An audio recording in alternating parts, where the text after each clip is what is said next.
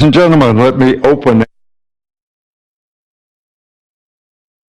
13th, year 2018. If you please rise, we'll have an invocation tonight by Councilmember Woody Owen. Principal, position number 3, will lead us in the Pledge of Allegiance. All right. Bow your heads with me, please. Dear Heavenly Father, as we come to you today, Lord, we thank you for the opportunity to stand before all the citizens in the United States, and especially here in the Pearland area's free people, Lord. We pray that you be with our first responders here locally, and also our military that are here within the states and also serving abroad, Lord. Be with them and bring them home safely. We ask, Lord, that you lead us through this day, and also help us, Lord, to make the decisions as council members that satisfies all the things, hopefully, that within the city of Pearland, Lord. We ask for your blessing to be with all of us here today and give us a safe trip back home. We pray this in your name. Amen.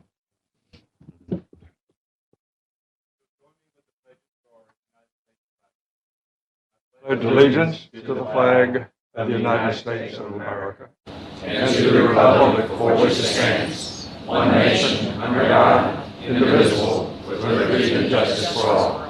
And now to our Texas flag. To honor the Texas flag, I pledge allegiance to thee, Texas, one state, under God, one and indivisible.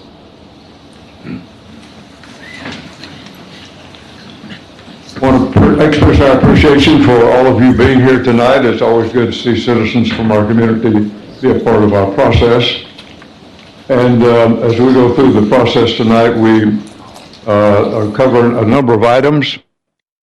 And our packet is, I'd say, about 18 inches high.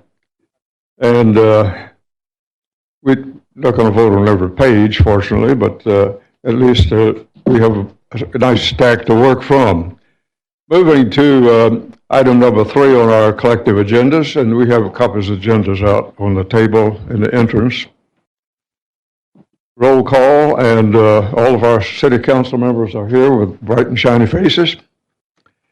Moving to item number 4 on our agenda is council city comments for the benefit of the council and the others in the audience, and I'll ask our Mayor Pro Tem, Councilmember Perez, to take care of that for us.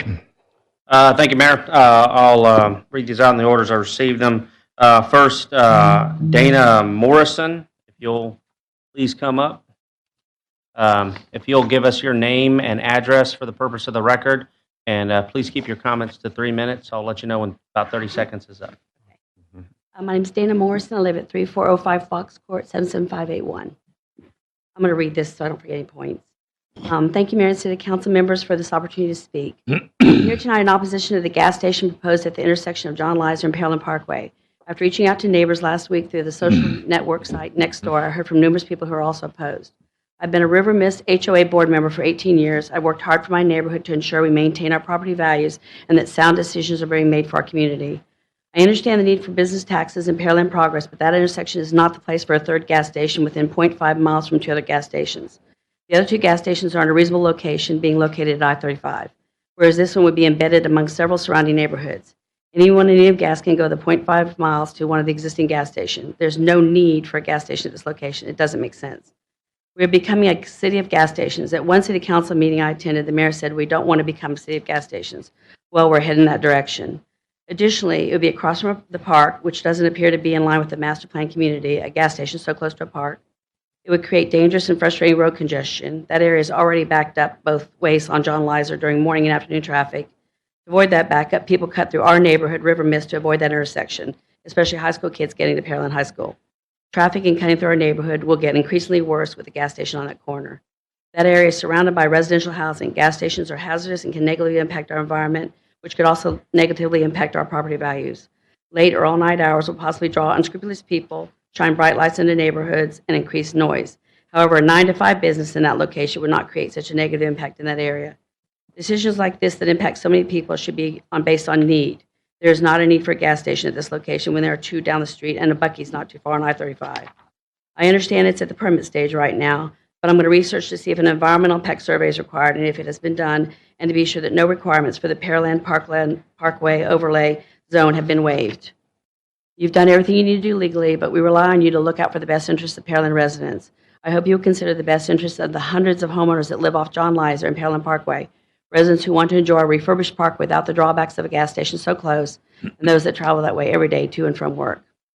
Thank you very much for your time. Thank you, ma'am.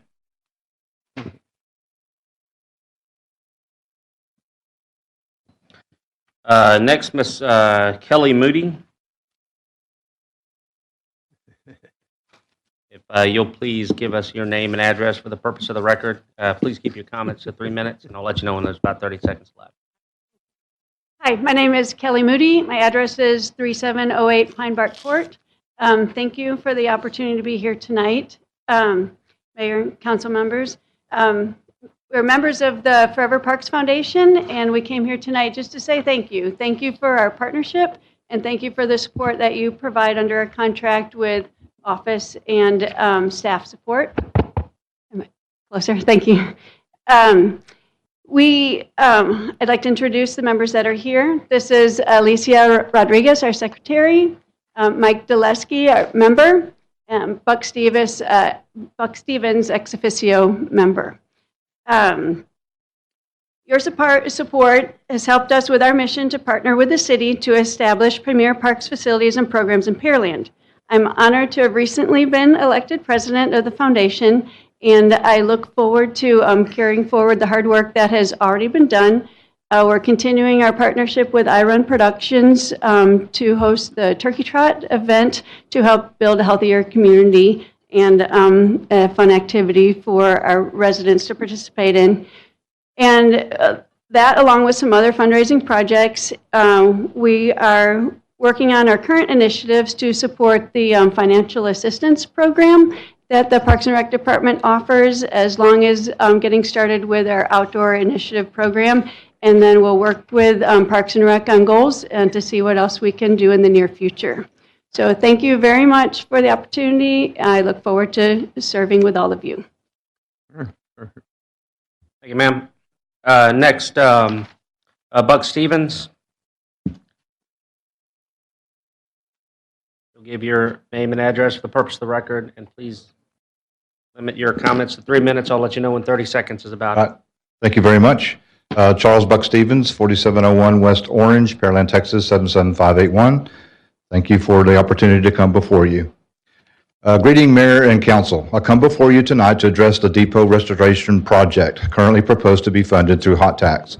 I understand you may have already been presented with a conceptual proposal from the CVB, which I have also seen.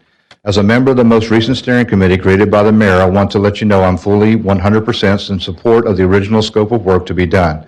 That committee vision was to restore the depot and the area around it, including the possibility of a freestanding ADA-compliant restroom building. As some may know, I've been interested in restoring the depot ever since the chamber moved out. You may also know that each time the project had momentum over the years, it seemed to always get pushed back for various reasons, mainly no private investors and also no plan. Yet the depot is still vacant and is the last building of our Pearland heritage. When the committee first met in 2016, we were yet again excited to be a part of and eager to see if the depot would finally get restored. We met for a few months and actually formed a plan, deciding on tasks and even dividing into groups that look at raising funds in various ways, such as bringing back the old Founders Day celebration, which is still moving forward with another group now, and looking into grants, marketing, design, use, etc. At a point later in 2017, a rough rendering was offered up via email to the committee, and the committee was allowed to submit comments, thoughts, and ideas of that rendering. I know I submitted mine, yet to date, those comments were never accumulated, organized, and disseminated to anyone on the committee to my knowledge. In March of 2018, a preliminary presentation based on the conceptual design previously stated was delivered to the Historical Society, and again, comments were requested and concerns were voiced, such as parking not to scale, tree removal issues, and additional building feature that appeared inadequate for growth and use, and related questions. But overall, it was well received, and excitement filled the room that finally something may actually be done to save the depot. On July 19, 2018, an almost identical presentation was delivered to Historical Society yet again, and the answers to most earlier comments were addressed about trees, parking, and the possibility of funding from hot taxes towards the now project that had become estimated around $900,000. It was suggested that the depot would need a continual funding mechanism in order to be self-sustained, hence the additional second building. While I do understand this concept and agree in principle, I would have to say at this point, let's just get the depot restored and enjoy what it has to offer without creating a large M&O component as well, or two. I am here tonight not as a member of any committee or society, but as an engaged individual, respectfully requesting that you fully support just the amount requested from the HOT funds to be spent on the depot project in its original scope of work only, the restoration and landscaping and possible addition of an ADA compliant restroom building like you see attached. If at all possible, reactivate the original depot committee to move forward with the project. I am by no means an expert in restoration, so I would pray that the requested amount is in fact enough to do the original scope of the project, which is why the restroom may not be justified. But once completed, the city and its citizens can then be proud of at least one piece of history that will remain a focus point for years to come. Thank you for your time. Thank you, sir. Mayor, that completes everybody who submitted to speak this evening. That completes our citizen to be heard, and moving into back into our agenda. Item 5 is public hearings. We have none tonight. Item number 6 on our agenda is consent agenda. Nice, Councilmember. Before we proceed with that, the staff has requested we pull item B from the agenda not to be considered. It would have been. So, would you present it with that having been removed? Yes, sir. Thank you. Consideration and possible action approval of consent agenda items A through G with the exception of B. So moved. Second. We have a motion and a second. Any questions or comments? Discussion from council? Hearing none, Mr. Secretary. Councilmember Carbone? Aye. Councilmember Reed? Aye. Councilmember Perez? Aye. Councilmember Hernandez? Aye. Councilmember Little? Aye. Councilmember Moore? Aye. Councilmember Owens? Aye. Motion passed 7-0. Okay. With that action completed, let's move in our agenda to item number 7, which is new business. New business item 1, Councilmember Reed, would you present this for our consideration? Thank you, Mayor. Wait, new business item 1? Uh-huh. Consideration of possible action, first and only reading, ordinance number 1566, so moved. Second. We have a motion and a second on the floor. Any further comments from council? Hearing none, staff report. Thank you, sir. Good evening. And this first item is an action item that consummates a sale of financing, debt financing, certificates of obligation that had been previously authorized, and that was executed this morning. And Cynthia Pearson and John Orbuck, our consultant, will walk you through that and give you some of the numbers. So, Thank you. Council, any question or comment on this item? we do have a staff report, sir. Cynthia Now, there he is. will lead off, and then John will kick it in. Thank you, Mr. Pearson. The fiscal year 2018 budget included issuing $8.5 million in certificates of obligation for projects that were not funded in the 2007 bond referendum. City Council previously adopted resolutions declaring the intent to reimburse project expenditures from the proceeds of future certificate of obligation bonds on November 13th, 2017, and again on April 9th, 2018. The projects included in this particular financing are the drainage preliminary engineering report for $500,000, the Shadow Creek Ranch Trail for $380,000, Green Tea Terrace Trail for $1,085,000, Parks preliminary engineering report for future bond referendum is $300,000. Fire station number 8 is $1.1 million. Fire station number 1 is $875,000. There's a facilities preliminary engineering report for future bond referendum that's $50,000. The animal services shelter for $150,000. The fire station number 7 is $1.4 million. Shadow Creek Library is $200,000. There's a streets preliminary engineering report for a future bond referendum at $300,000. There are intersection improvements at $750,000, and the Broadway at Dixie Farm intersection improvements is $290,000 for a total of $7.5 million. Here with us tonight is Mr. John Roebuck, our financial advisor, and he will review the results of today's sales with us. Thank you, Ms. Pearson. I also want to recognize Rick Whitty. He's in the audience too. He's with Oric. He's your bond counsel. He actually drafted the documents we're going to ask you to approve tonight.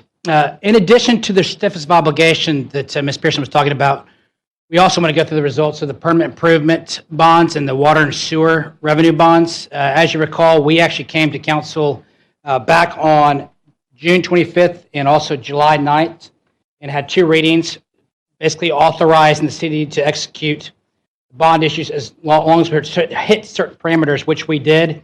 We sold all three of the bonds issues today.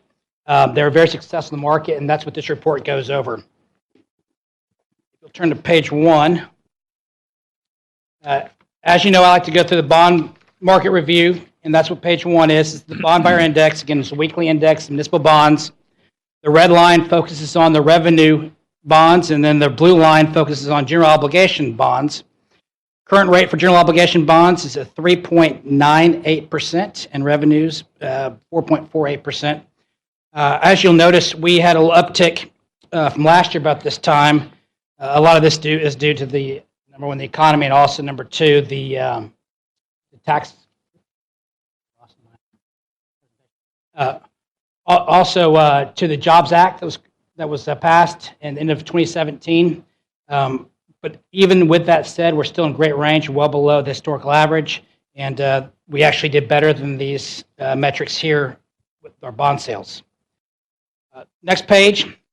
This is the final debt service requirements for the general obligation, permanent improvement bonds, and the certificates of obligation. For the permanent improvement bonds, we sold $7,440,000 in bonds to generate proceeds of $7,915,000. The certificates of obligation, we sold $7,085,000 to generate proceeds of $7,535,000.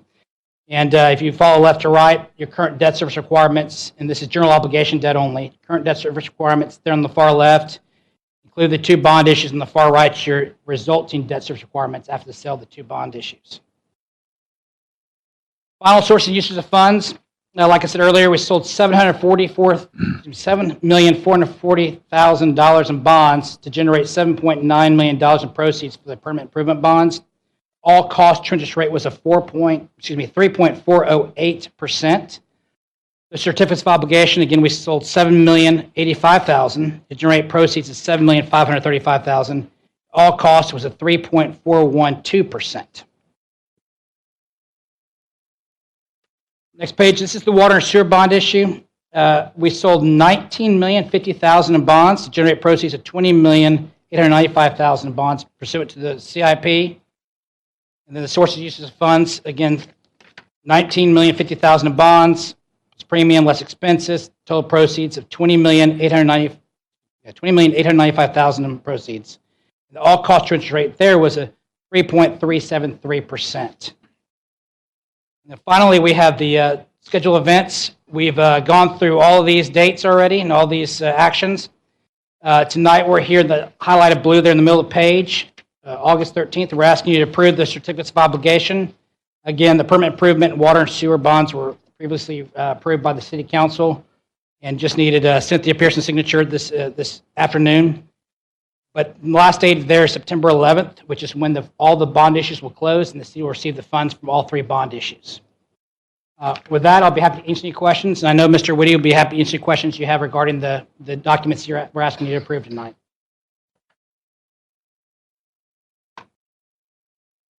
Does that complete your report? Yes, sir. Good.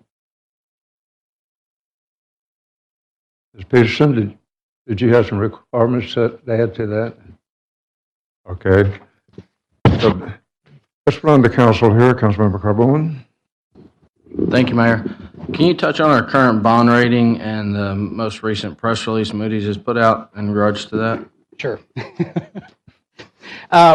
Through the process of selling bonds, we always go to the rating companies and ask for a rating so that investors have an idea of the credit rating quality of the bonds we're selling for the city.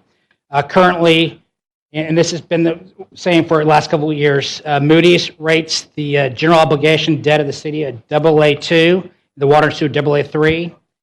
Fitch rates at AA, and for the GO, and then the water and sewer AA minus. This time around, Moody's did comment they had a stable outlook previously on the GO debt for the city. They moved that from a stable to a negative outlook. What that basically means is there's no rating change. It's just a warning sign that, hey, this is something we noticed. We're going to give you 18, 24 months to look at it, review it, see if you can have it turn around a little bit. And what it boils down to is over the last 2 to 3 years, the reserves, the operating fund have dwindled, reduced, I should say, although they're well above, and the Moody's recognize this is above the city's policy of 2 months.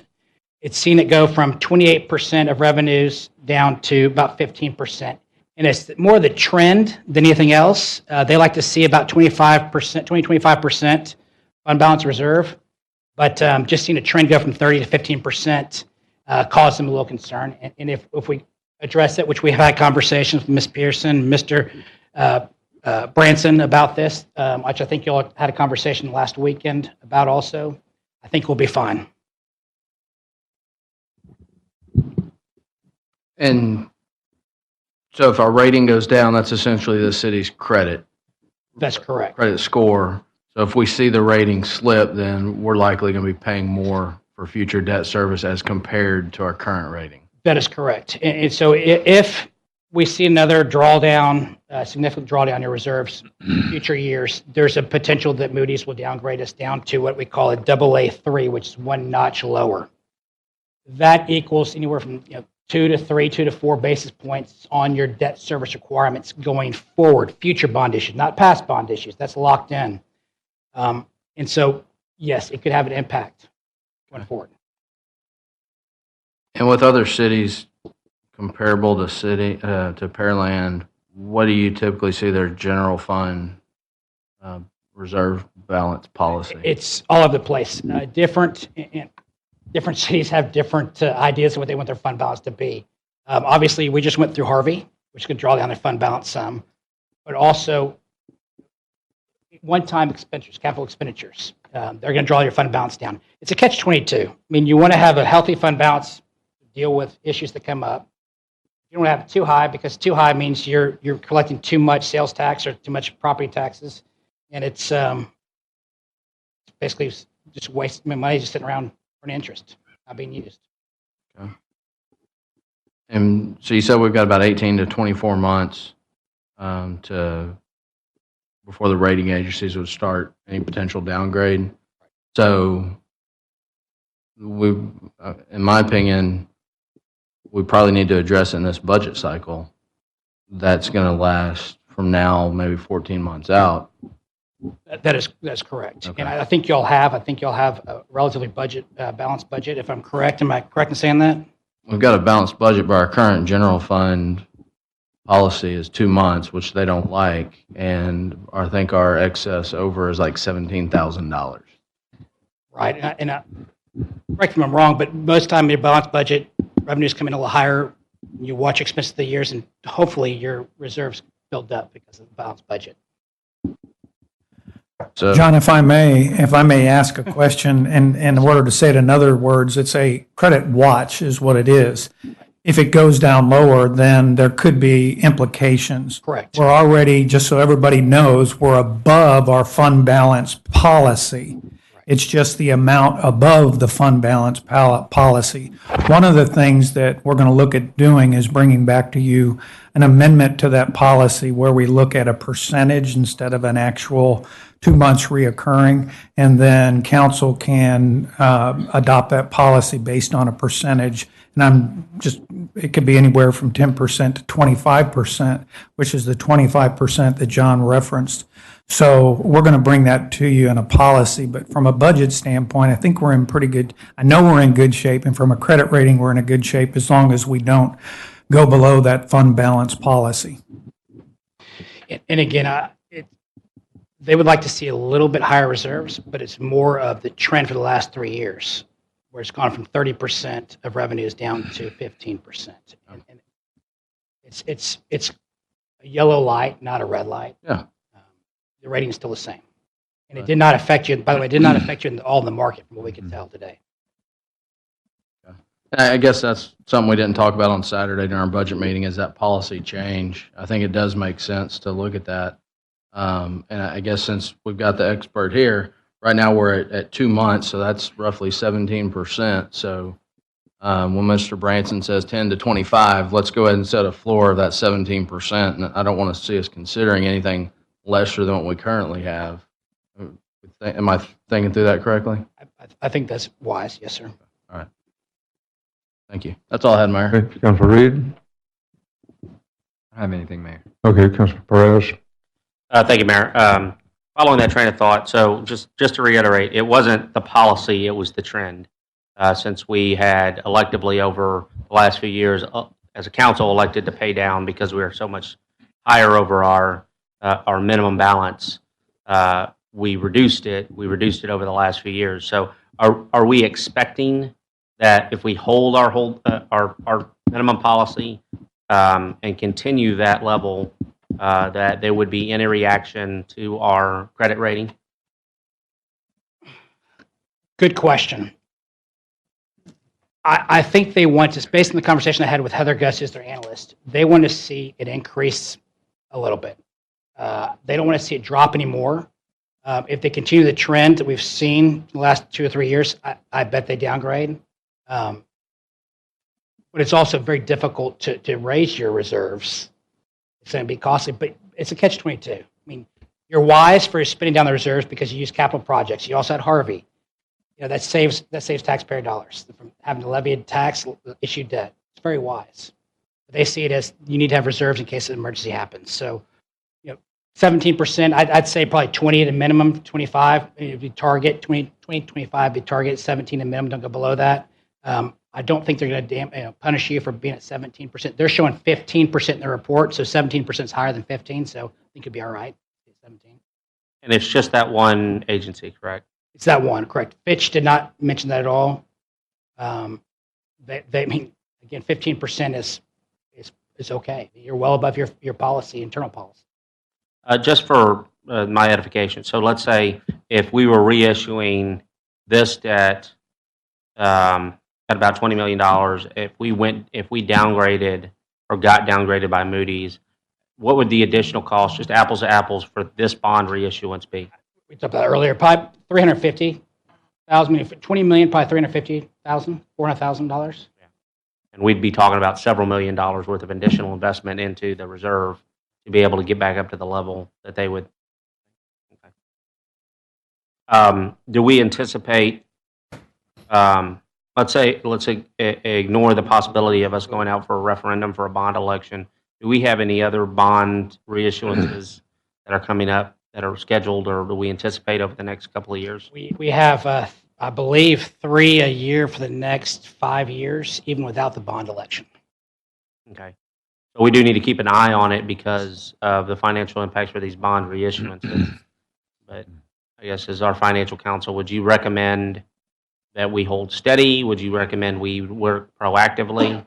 The rating companies, they're funny. They actually put a lot of weight on policies. So if you have a fund balance policy that says a certain percentage and you stay with them, they're happy with it as long as it's in writing and you're approved by council. They also want to see that you have adequate reserves in case an emergency happens. Okay. It's just, I don't want to get too far out of the focus of this agenda item, but just to react to what was said earlier, I just don't think that we need to make any changes to this year's budget. I think we need to hold tight with what was planned, as tight as it is, to go with the effective rate. I don't want to react to it based preemptively. Good work on this. I like to see us saving money every opportunity I can. So thank you very much. You're welcome. Okay, Councilmember Hernandez? No questions or comments. Thank you. Councilmember Little? No comment. Councilmember Moore? Just re-echoing, I don't want to see us go below that fund balance to put us in jeopardy of paying more money on this. So If we can hold steady on that policy or even a little higher than the policy, then that would be favorable for us and the taxpayers.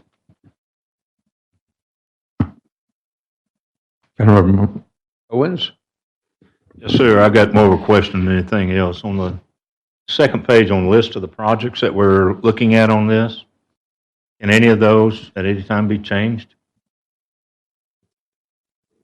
We usually issue those with general language. We say for capital improvements, but so we're not locked in, but that's how we've done it. But those are what we target because we obviously have a CIP and a plan. So that's what we're intending to do. That's what we're moving forward on. That my concern is in the budget process of time, we're looking at only $240,000 for sidewalk repair in the city, $460,000 for street repair in the city, and they say the need in order to bring it up is about $7 million. We're just a tad over $500,000.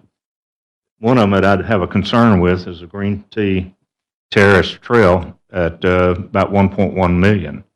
And if that's not needed, which I don't think it probably is, and that's my own feeling of it, why couldn't we put that back in to do more in sidewalk repair in the city or street repair in the city to do anything on that? Well, I'll take a crack at that. First off, the Green Tea project has been, in the plans, in the adopted budget CIP. We've gotten significant outside dollars commitments, so I think we're very, very committed to that. I don't know about land acquisitions. We've done design work, so like I said, that city money is a part of an overall plan and connectivity. It ties in to other projects, River Bridge that private development has done, and so I think we're very, I won't say locked in, but very committed to that one. The other side of that is, you bring up the streets and sidewalks, and that's a concern, but it's really on the operating side.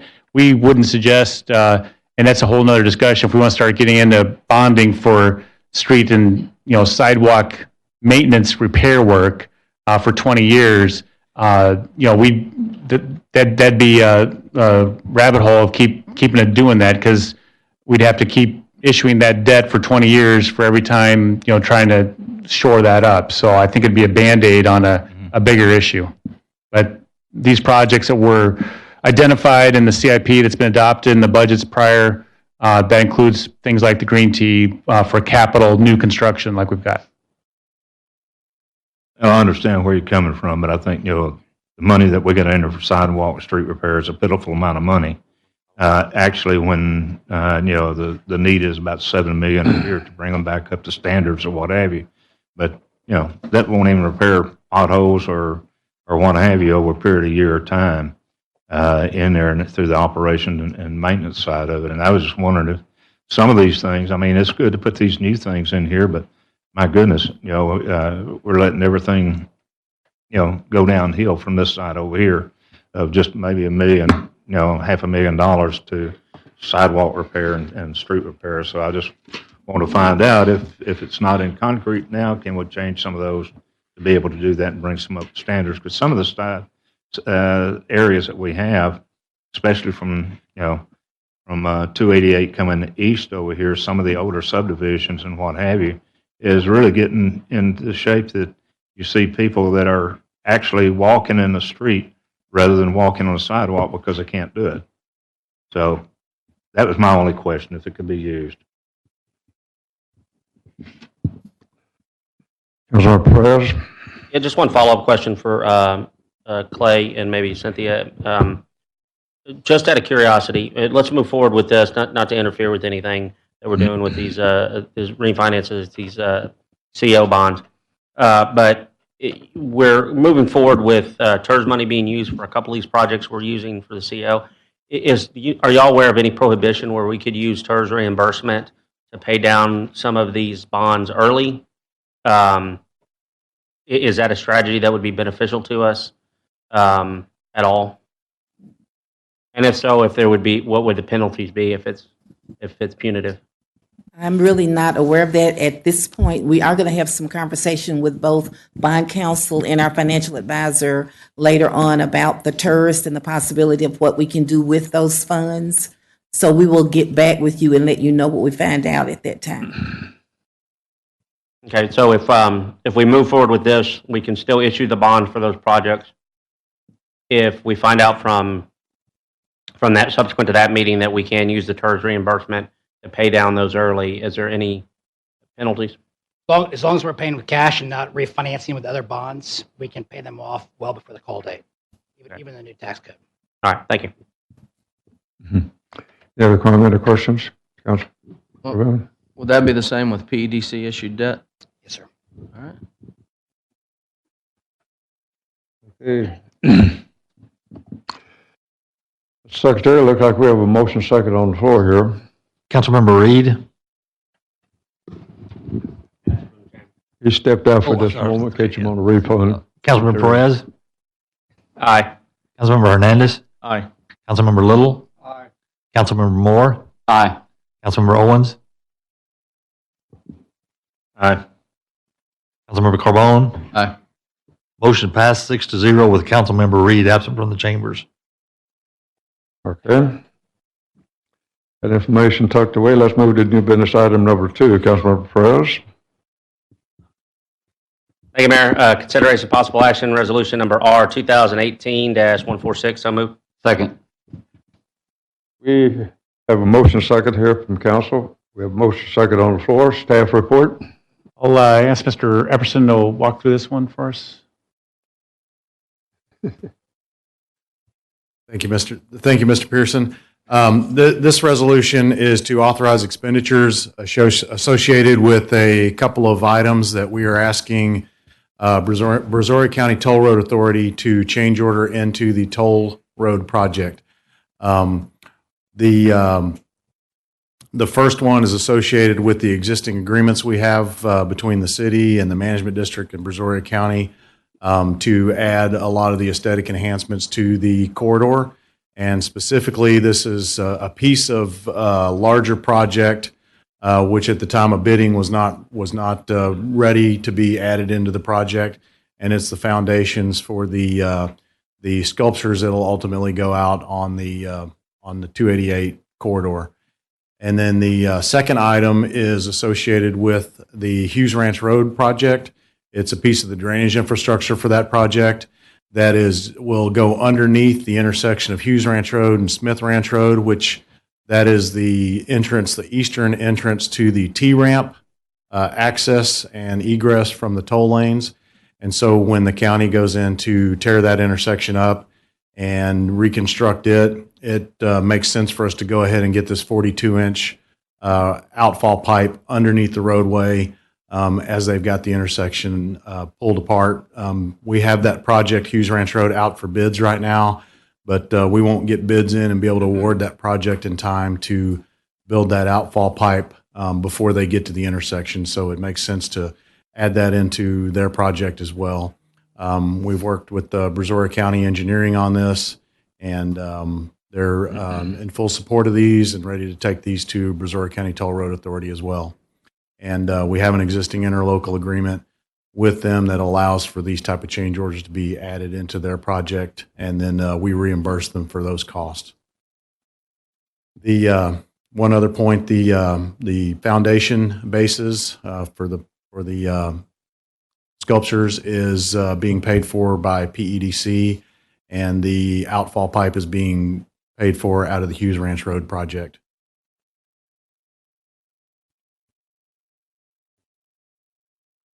That completes your report. Yes, sir. Good. Super. So let the council have an opportunity on this. Councilmember Owens. The only thing I have, I don't have any problem with the deal on here, other than the fact that on page 10, it says that there's been 17 change orders on this project. Hopefully they're not ours. Maybe one or two, I don't know. But it's been 17 change orders on this project. So it's not our project, so I don't know what the first 16 are, but none of them are ours. Maybe I should get Ed to come up. It's a very large project. I just wondering, I don't know how many change orders are ours, 2 or something like that total. None of those are ours. Those are all Brazoria County Toll Road Authority. Okay. I just saw that on there, and that's a lot of change orders. Councilmember Moore? Thank you, Mayor. So you mentioned that the money for the pipe under Hughes Ranch Road is coming out of the Hughes Ranch Road project. Is that additional cost to the project, or is that going to be? No, it was always included in the project. It's just the opportunity to get it built here before the intersection's rebuilt by Brazoria County, so that we don't have to go either tear the intersection up and replace it, or do the much more expensive method of construction, which would be to jack and bore that pipe underneath the roadway. So the expense is already accounted for. We're just going to spend it sooner than later. Yes, sir. That's about a $40 million road project, $35 to $40 million road project, and the cost of that pipe is $121,000, and it's included in that project. Okay, thank you. Little? So these pair monuments are going to be at 518 and 288 and McCart at 288, is that correct? Yes, sir. That's just the only question I had. Thank you. Councilmember Fernandez? No questions, Mayor. Thank you. Councilmember Perez? Thank you, Mayor. So on the, moving over the construction of the storm sewer from the Hughes Ranch Road to the, to this project, it's going to all be open cut. We're not going to have to bore and jack any components of that. Yes, sir. Do we have an general idea of what the savings is going to be, the net savings of the project is going to be? You can get back with me. That's fine. And there was not an exhibit in there. What's the extent of that storm sewer? Is it completely across 288? Are we going past the right of way for 288? No, it's just under Smith Ranch Road. Okay. All right. Thank you. Councilmember Reed? No comments, Mayor. Councilmember Carbone?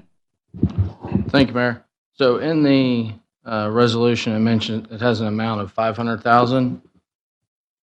But when I read down in the background information, it looks like EDC passed a resolution to reimburse 420. What's the $80,000 difference? Or am I looking at that wrong? They actually pass 420 or the actual cost, and that's usually on the reimbursement agreements with the city that we have them do the amount that we think it is at the time of the meeting plus or whatever the actual cost is. So we think it's 500? That's our latest estimate's been 500, yeah, just to. Okay. When did the EDC pass the 420? June, third or fourth Thursday in June. Okay. So our estimates have increased by 80K since then? It's been kind of a fluid project right now on the cost. Okay. So we're spending $500,000 in this is just the foundations for the pairs? Correct. Okay. Do we have any idea what the pairs are going to cost? So we think these sculptures all in total will be about $3 million. All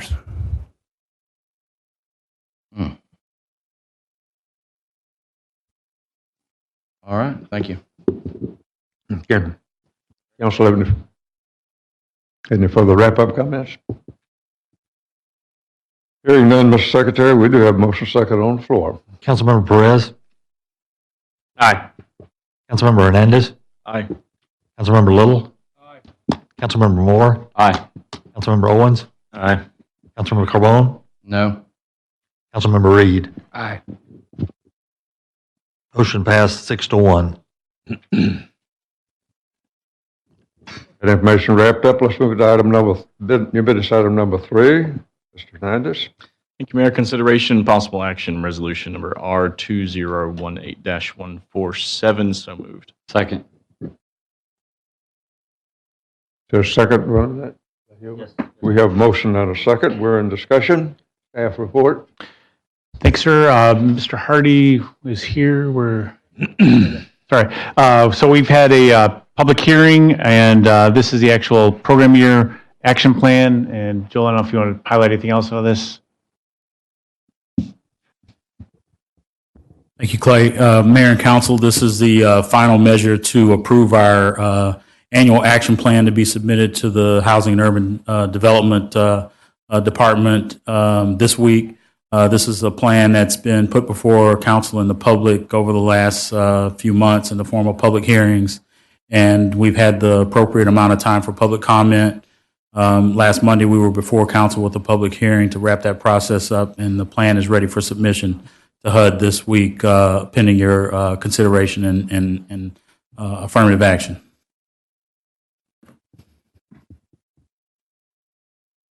Does that complete staff report? Yes, sir. Okay.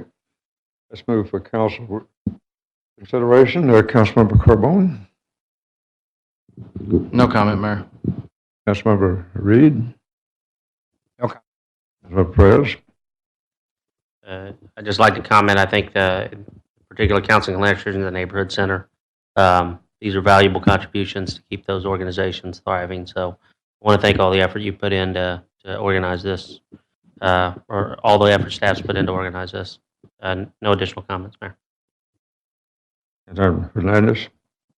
Just want to echo what Councilmember Perez said. I think it's a great thing. Thanks for all the work that you all have done to bring this to the city and support these great organizations and the residents. Thank you very much.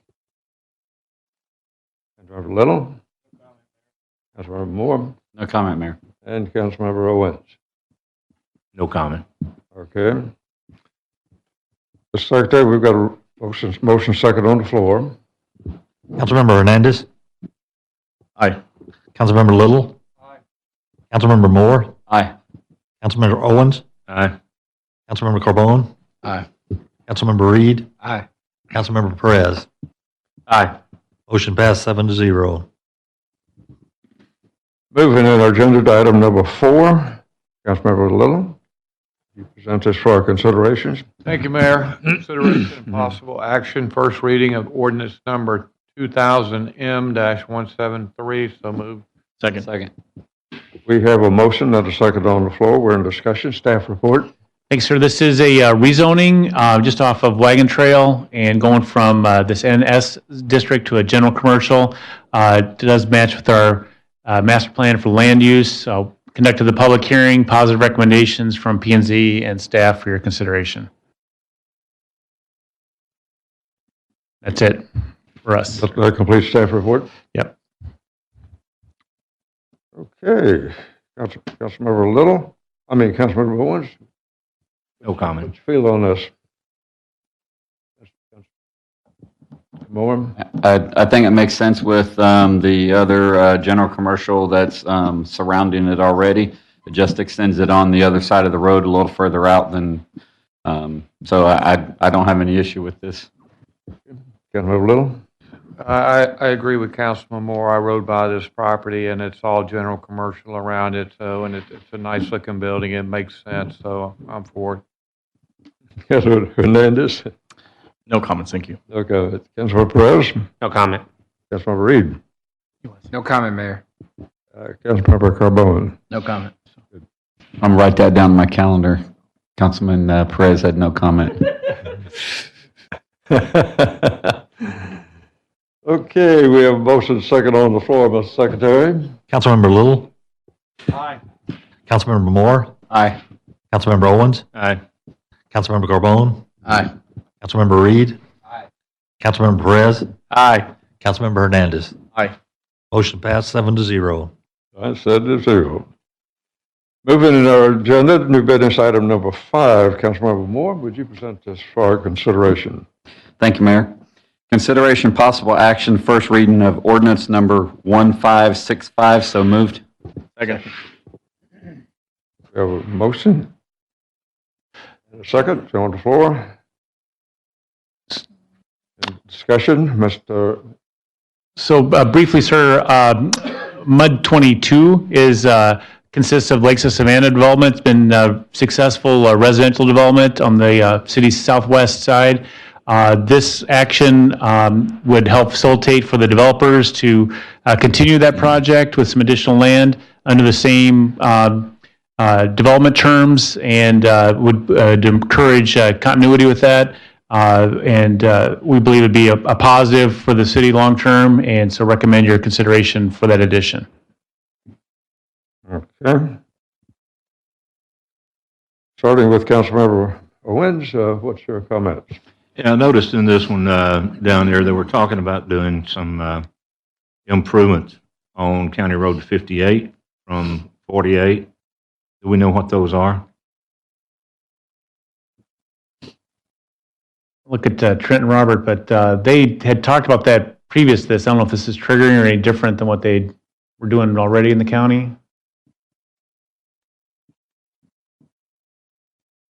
We have to get back to you on that, so. Okay. Yeah, that from 48, the first mile and a half or something like that, it's a 2-lane asphalt road, deep ditches on either side. I've traveled down through there several times, and it's something I would call a dangerous road before it gets down to, and it changes to a 4-lane before you get down to the development there where there's a school there, and then we have that little fire station there. But I didn't know if that was going to do something to impact that County Road 58 from that part on 48, because it's a very dangerous road, and especially if it's nighttime and raining or anything. You got a white line there on the side of that roadway on either side. If you get off of that 6 inches, you're in a 4-foot ditch. Actually, it's a dangerous location. It looks like we got plenty of people from that development going on down there, and has been for a while. There needs to be something done within that area. I don't know if this particular addition to that would, it'd add more to that, as you're saying. I believe that they're already making contributions as they go along as part of the development and have the same, but we can follow up specifics, let you know what's going on with that, so. I believe the development agreement requires that they build the 4 lanes through that segment that is adjoining their development on both sides. If it's only on one side, they're required to build 1 lane or 2 lanes, half the boulevard.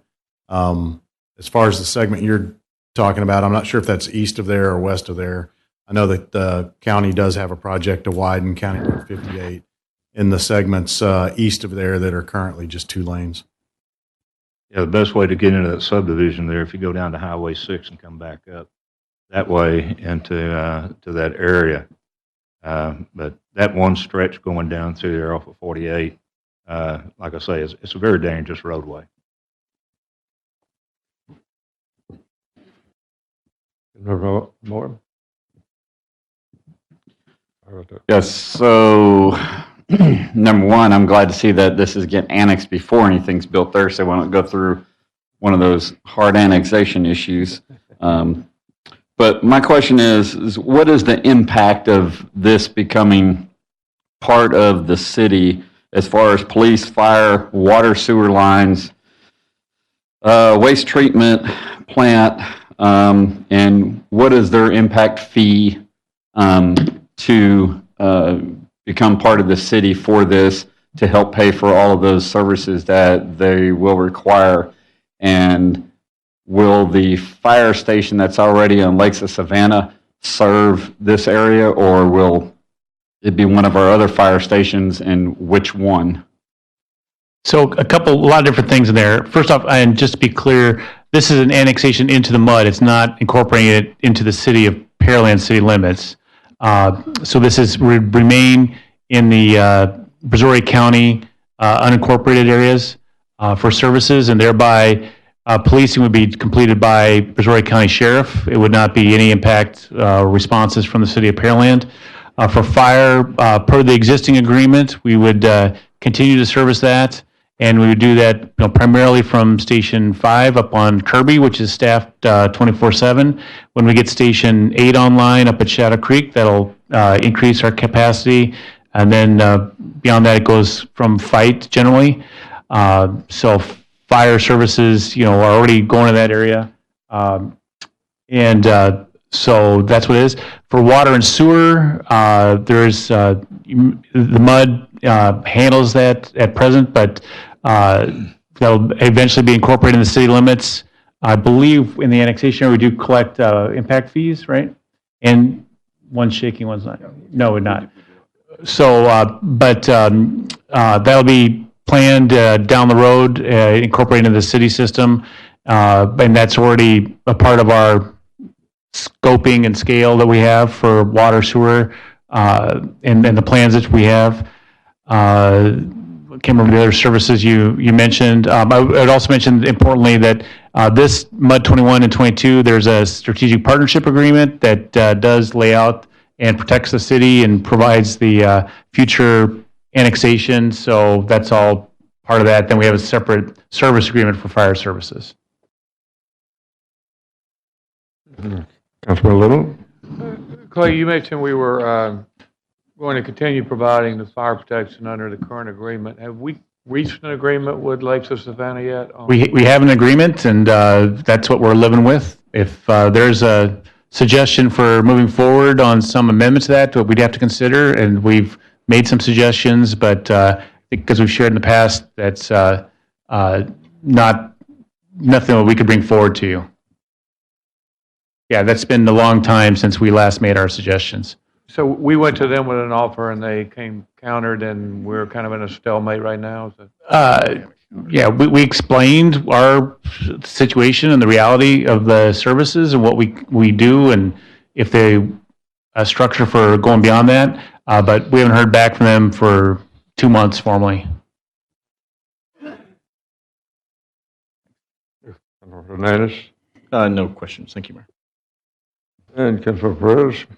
Just kind of in that same line of thinking, not to belabor the point too much, but as a subdivision grows and we have more contributors per lot, is that going to offset some of the expenses enough as it gets built out? Do we anticipate that it'll get to the point where we could justify some staff in that area?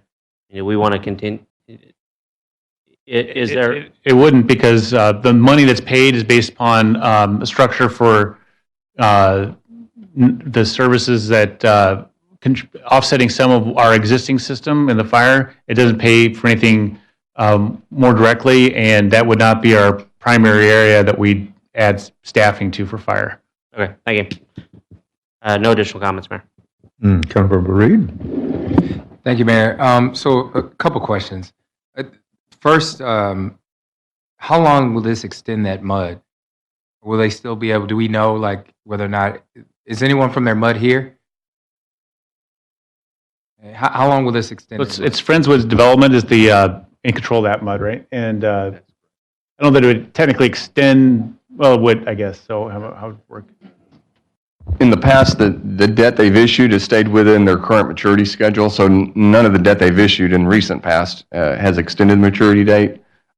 In this particular case, they haven't issued debt for these improvements that will be associated with any infrastructure that's put in for this acreage, so I don't know what the maturity schedule will be for that. However, it does have to come to the council for approval.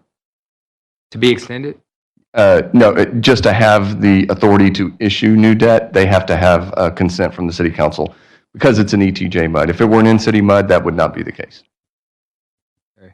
I'm concerned about the fact that, you know, I don't know their MUD board, but, you know, we've seen their HOA a number of times come here, and that their HOA would approve an extension or more money coming from the MUD to go to, I'm sorry, that their MUD board would approve more money coming from the MUD to go towards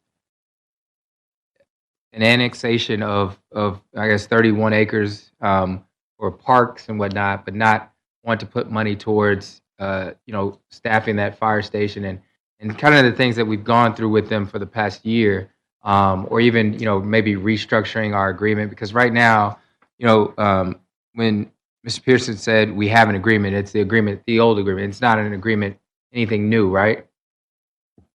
That is correct, and it's been almost 2 months ago that the city responded, and they have not, as a matter of fact, I have not received any responses to emails or phone calls from them. And that's, you know, obviously that's their issue that they have to deal with responding, but, you know, I just, this just seems like, and, you know, I guess I'm kind of taking a shot. It just seems like an attempt to extend the MUD, you know, keep the structure the same, and not on our part, but on other entities' part. And so, anyways, I don't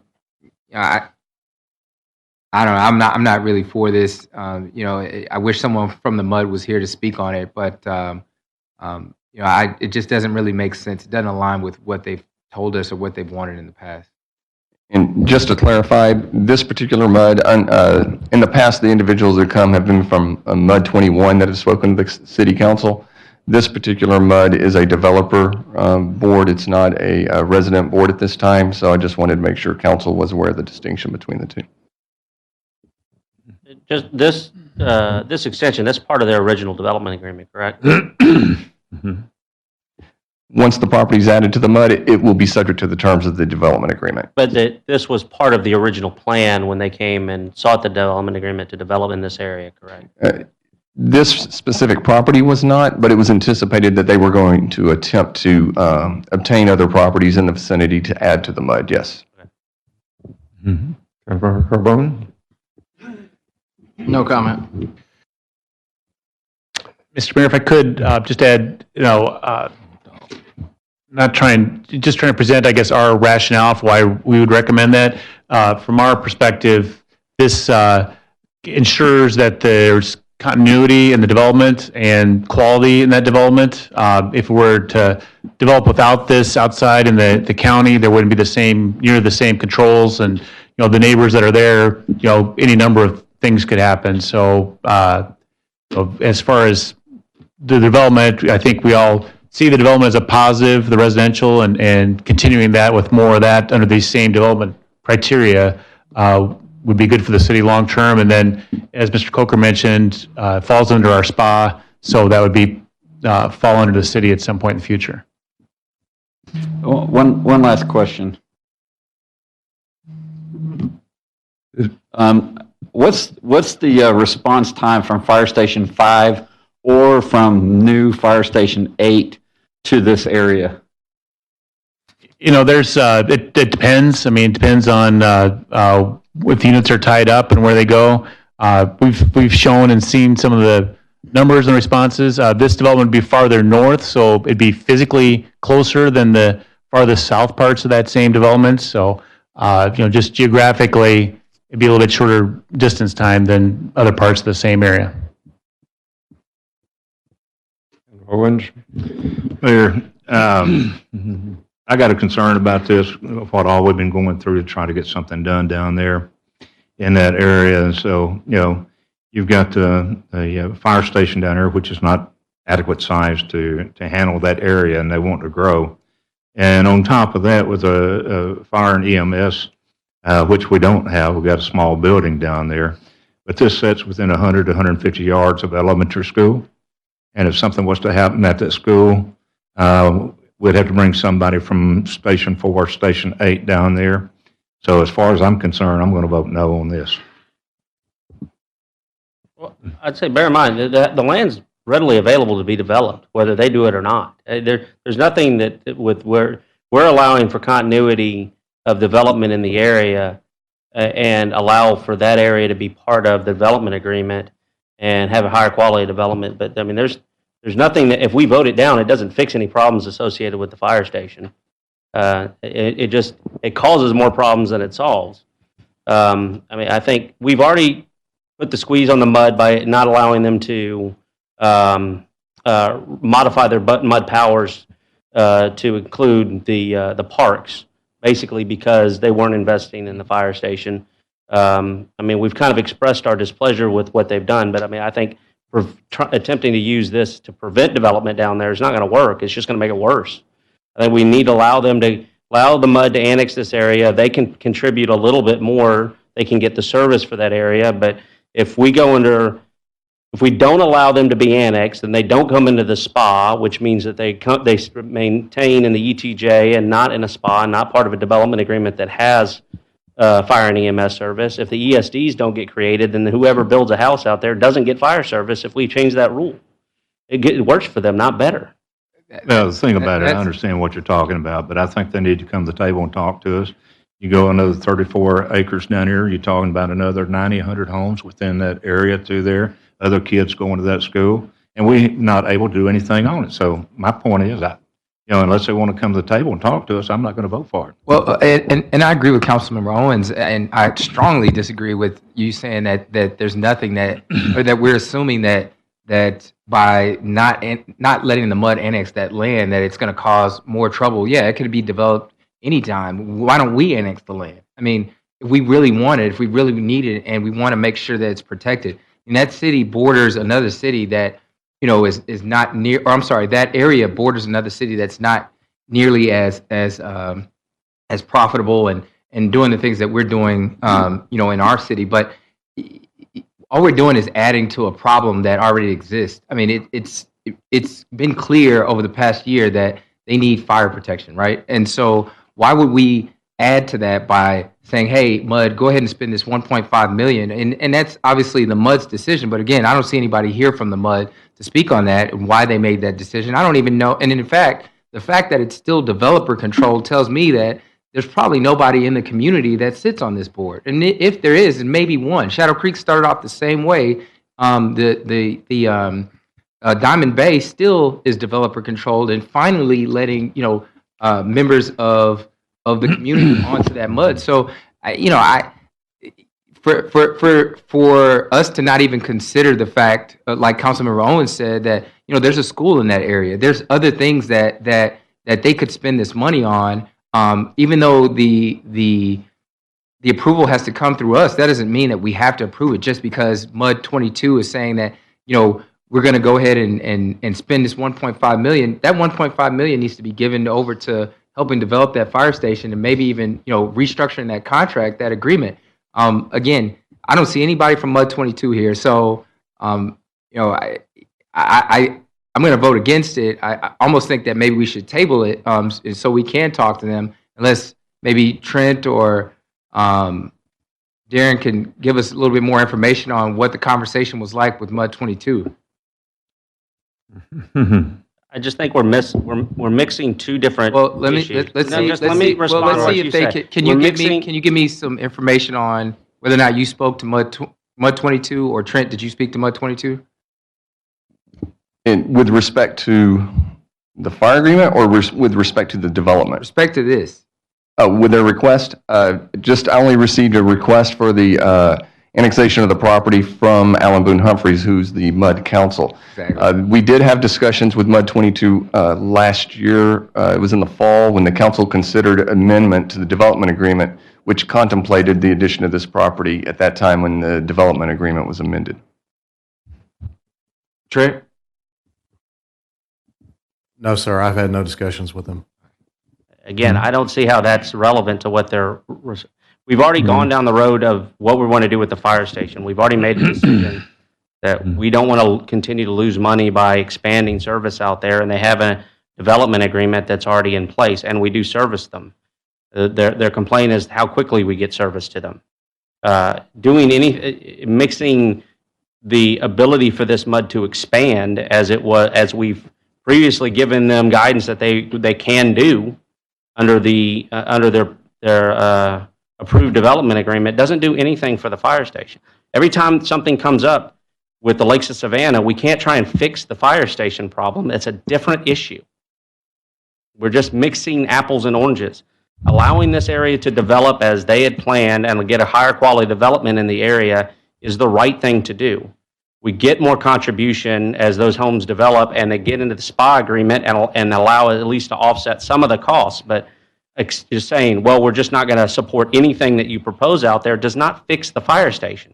Understandably. That line of thinking, though, is the reason why it took 30 years for Linwood to stop flooding. I mean, let's keep on developing. Let's not worry about the flood issue right now. They flooded several times. Then finally, when, 30 years later, after, my childhood and we finally fix it. I mean, what we're saying is let's keep expanding. Forget the fire station. Forget, their real issue. We've heard people come here and talk about how homes have burnt completely to the ground because it took so long for folks to get there. Even when we finish Fire Station 8 and whatever other fire station we're working on, that's not going to get them there faster. And so why not have their MUD address the issues at hand? Their MUD, which is still developer controlled, could give two shits about what's going on with the residents. They care more about, hey, let's go ahead and expand this land. Lawyers get more money, developers get more money, and everything continues on just fine and dandy. But I guarantee you, most of the residents probably know nothing about this. So, I mean, I'm not going to change your mind. I know how I'm going to vote. We obviously know how Councilmember Owens is going to vote, but I think us pushing something like this or voting for something like this when we know what their real issue is, it makes no sense.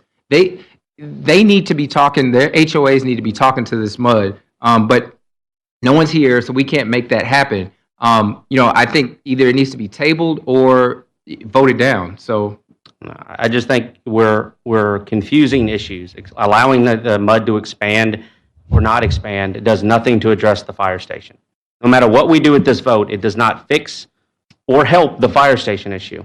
There's nothing we can do here that addresses the issue with the fire station. That's a separate agreement that we've gone round and round. You and I have talked to them personally about it, gone round and round about it. Just because we mentioned Lakes of Savannah does not mean that we should try and use it to leverage a better fire station deal.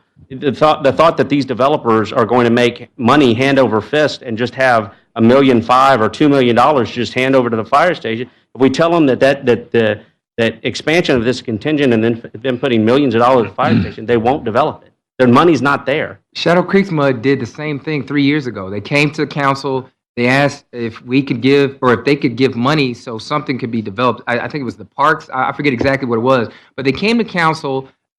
Council approved 3-2, saying that, yeah, we'll go ahead and take your money, the $1 million that taxpayers had already paid, and we'll go ahead and use it to develop this park because that's what really the mud, or that's what the residents of Shadow Creek wanted. And basically, at the end of the day, it wasn't something that would have made the mud more money, nor did it extend the length of the mud. So it didn't extend the payoff. Yeah. This right here, we don't know how long it's going to extend because I'm pretty sure it is going to extend. We don't know. There's a lot of unknowns with this. Ultimately, you're not going to change my mind. I'm not going to change yours. So, we can go ahead and vote as far as I'm concerned. Yeah, I think we can go ahead and vote. What you're referring to with the Mud 6, it's a completely different issue. It wasn't Mud 6. It was, one. And 26. They had water and sewer powers. They could take on debt. They offered it to us because they could take on the debt. The citizen and people disagreed with it. This mud can't take on debt to staff the facility. Okay, I have no a question. ability to do that. Does the extension of this mud, this falls into the current mud that's there, 22, which then would put them into that agreement with the fire station that's currently there, correct? Yes. Okay, thank you. And they could amend that if we agree to that, but that's where we've been stuck. I stated charter, I cannot vote, but if I could vote, I would vote in favor of this. The simple reason that we have a mud district that is doing a tremendous job of producing a quality subdivision. Building houses that look good, taking care of schools that look good, and the fire station issue is something that is not going to be solved regardless of what we do right now. That's something that we will take care of that as we go along. But we have a subdivision that wants to annex an unoccupied piece of ground, and if we don't annex it, it's going to turn into a mess from some other reason, and we're going to have to be fighting with it. 31 acres of problem property that is going to be built like the rest of Lakes of Savannah, eventually, as they go through the process of development. They're going to develop secondary. We've done this with Shadow Creek Range. When we approved them, we also went through a process of letting them annex something like another 500 or 600 acres, and they built some beautiful subdivisions out there. And it wouldn't have happened otherwise. So why are we trying to solve a problem that is going to take a while to solve that has nothing to do with the annexation of a piece of property to be developed like the rest of Lakes of Savannah? I don't understand. Mayor, I disagree. Yeah, it's not apples and oranges. It's not mixed here. You've got a residential area that cannot provide protection for the number of citizens they have, but you want to bring in another 34 acres of development into an area that they can't protect who they have right now through fire and EMS. They have no protection. I'm not saying that the City of Pearland would not help out on that, but the travel time and response time is a pretty difficult situation. So if you can't protect the residents that you have down there now, why do you want to add more residents in there? that you can't protect. Is it typical that when MUD brings a proposal like this forward that they don't have any representatives present? The MUD was informed that this would be considered by council this evening. Okay, and then also try not to get too off track and go back to the fire station thing, but that fire station that's currently there, it's my understanding that it's too small really to do anything with anyway at this point, so it would kind of be The size is maybe just to one restriction. I mean, it's more about the contract calls for them to get service as we do the rest of the city, and we do that. And so we're meeting that. And if we want to go beyond that, have a supplemental service that would need to come from additional payment above and beyond that. And we've priced that out and shown that, and they could actually, the MUDs could pay that, and we would put the 2 or 3 staff down there that could provide some first response. But we're meeting the existing agreement. We wouldn't. It's not big enough to do a whole operation, but there's no way that there's sufficient need or scale there to do that in the first place. So one final question. You said that, okay, I just want to make sure I heard right. They will not go to any wastewater treatment plant of ours. They will not. That is correct. They currently have their own wastewater facilities located at the southern portion of their development. Okay.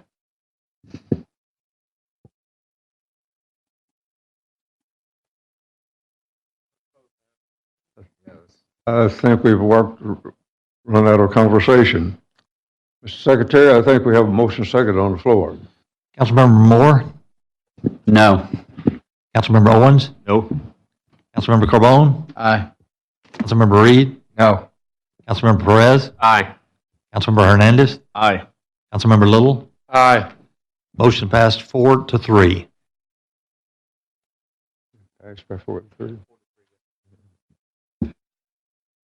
Moving in our agenda to item number 6.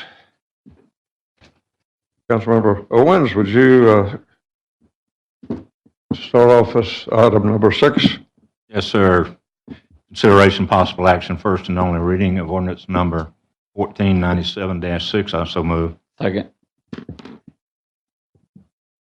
Have motion second. We have motion second with discussion. Staff report. thanks, sir. As part of summer work, we meet with the various school districts and find out what their facilities, any new ones have come online, and operations, review our speed zones that the city sets on public streets. We've done that and recommend a few changes, tweaks to those school zones. We do ask that you consider this as a first and only so that we can get that into play and have at least signed for the start of school. Alvin ISD starts on Thursday and PISD next Monday, I believe.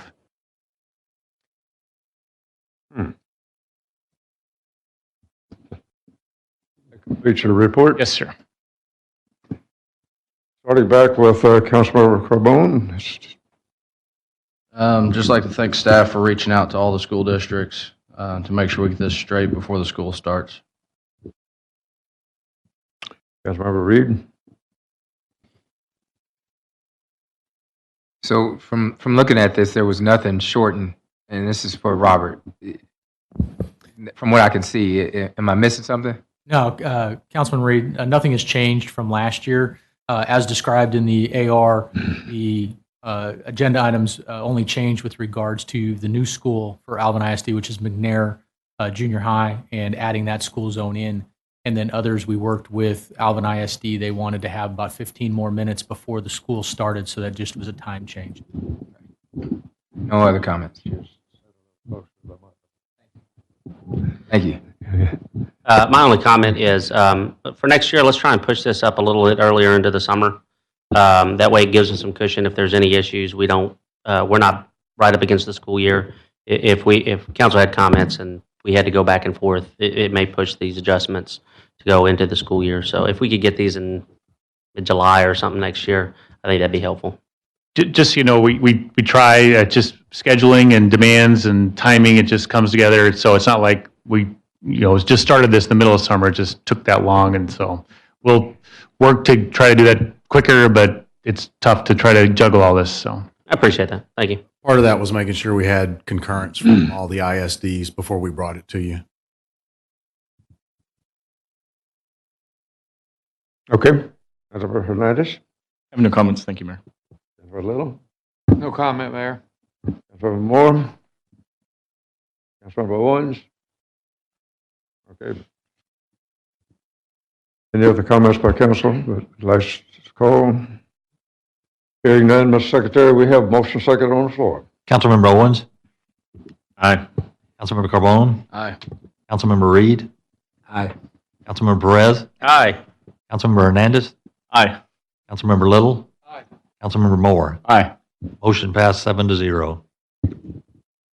Moving in our agenda to new business item number 7, Councilmember Carbone with a long dissertation. Yeah, thank you, Mayor. Councilmember, if you would prefer, in the past, y'all have had me read the caption out loud to get it on the record. If you prefer, I'll be happy to do that. We talked about that a bit. Well, the bad news is we have to read the entire caption. The good news, there's only one resolution for eminent domain this evening, so. He said he was up to it. I'll go ahead and read that for the record at this time. A resolution of the City Council of the City of Pearland, Texas, authorizing the power of eminent domain to acquire fee simple title and easement to certain property for the Makawa Road Lift Station project, being a fee simple title to all that certain 0.1125 acre, 4,900 square feet tract of land situated in the HT&B Company Survey, abstract number 232, Brazoria County, Texas, and being out of and a part of Lot 60 of W. Zielinski subdivision, a plat recorded under volume 29, page 43 of the Brazoria County deed records, and further being part of the same called 20.603 acre tract described in a special warranty deed dated August 27th, 2010, conveyed from Bison Creditors Liquidating Trust to the Buying Source LLC and recorded under Brazoria County Clerk's file number 201003747, and a sanitary sewer easement to all that certain .3865 acre tract of land situated in the HTMBRR Company Survey, abstract number 232, Brazoria County, Texas, and being out of and part of lots 55 and 60 of W. Zielinski subdivision, a plat recorded under volume 29, page 43 of Brazoria County deed records, and further being part of the same called 20.603 acre tract described in a special warranty deed dated August 27, 2010, conveyed from Bison Creditors Liquidating Trust to the Buying Source LLC and recorded under Brazoria County Clerk's file number 201003747. For the construction and maintenance of sanitary sewer improvements on certain real property described herein, authorizing the city attorney or his designee and other city officials to take such actions as are necessary to acquire said property located within the city by donation, purchase, or by the exercise of the power of eminent domain. So moved. Second. Well, you did a great job reading that, Councilmember Carbone. What's your motion here? We got a motion second? Yes, sir, Mayor. Wow, after all that was great. Any further comment from council on that? We do have motion second on the floor. Staff report on this. Mayor, I have one question. Did we explore any other areas in the area, any local areas over there that might work for this lift station? Or is this the only area on the corner of Macau? I'll defer to Robert on that question.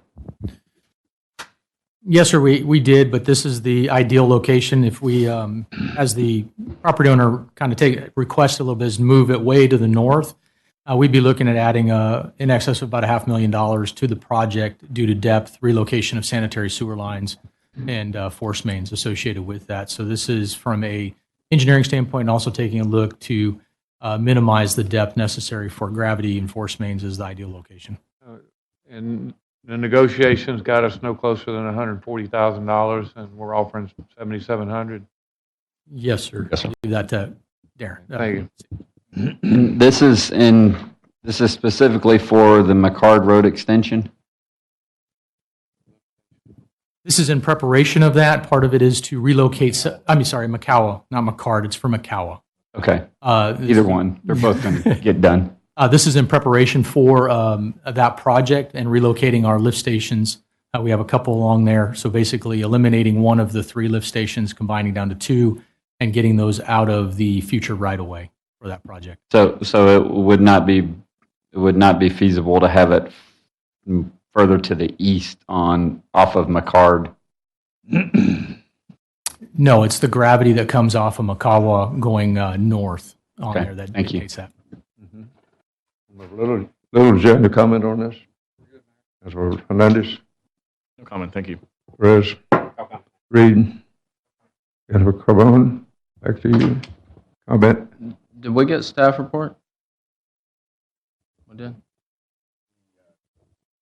Excuse me, sorry about that. Staff report for this is essentially Robert encapsulated some of that. This is for the Makawa Road and McCard Road projects, constructing this facility in conjunction with that. Again, I guess the appraisal for this property was just about $7,700. The property owner is seeking $140,000. Clearly, just too big of a gap to reach any agreement at this stage. So the next step will be to go ahead and have an eminent domain proceeding, which would be held at the county court, and 3 disinterested property owners from Brazoria County will hear the arguments with respect to the valuation of the property and then render a decision based on that. All right, thank you. Councilmember Moore jumped in with some questions right before we had, and kind of messed up our sequence, and I don't think Councilmember Owens had a chance to make a comment at this point. They're the last of the running of the order. Okay, no problem. We have a motion second on the floor, Mr. Secretary. Councilmember Carbone? Aye. Councilmember Reed? Councilmember Perez? Aye. Councilmember Hernandez? Aye. Councilmember Little? Councilmember Owens? Aye. Councilmember Moore is absent from the chambers. Passes 6-0. Okay. Moving in our new business agenda to item number 8. Councilmember Reed, would you present this for our consideration? Consideration and possible action, resolution number R 2018-145, so moved. Second. We have a motion and a second. We're in discussion. Staff report. Thanks, sir. So one of our capital projects was the, in lieu of new construction, renovating this City Hall complex, both the building we're in now and the annex next door, to improve the workspaces, modernize the HVAC systems, improve security, separations, adjacencies, et cetera. Last year, this time, we were over at the PSB while the construction was going on. We have moved in successfully, and as we're going through the contract and making the adjustments from that renovation, do need to come to you for this change order. This increases the budget by about $30,000 from the original, and the change order to Construction Masters is in the $153,000 amount that's here for your consideration tonight. Okay, that completes your staff report. Yes, sir. Let's let the council respond to that, starting with Councilmember Owens. Just a couple of questions. Who was the architect?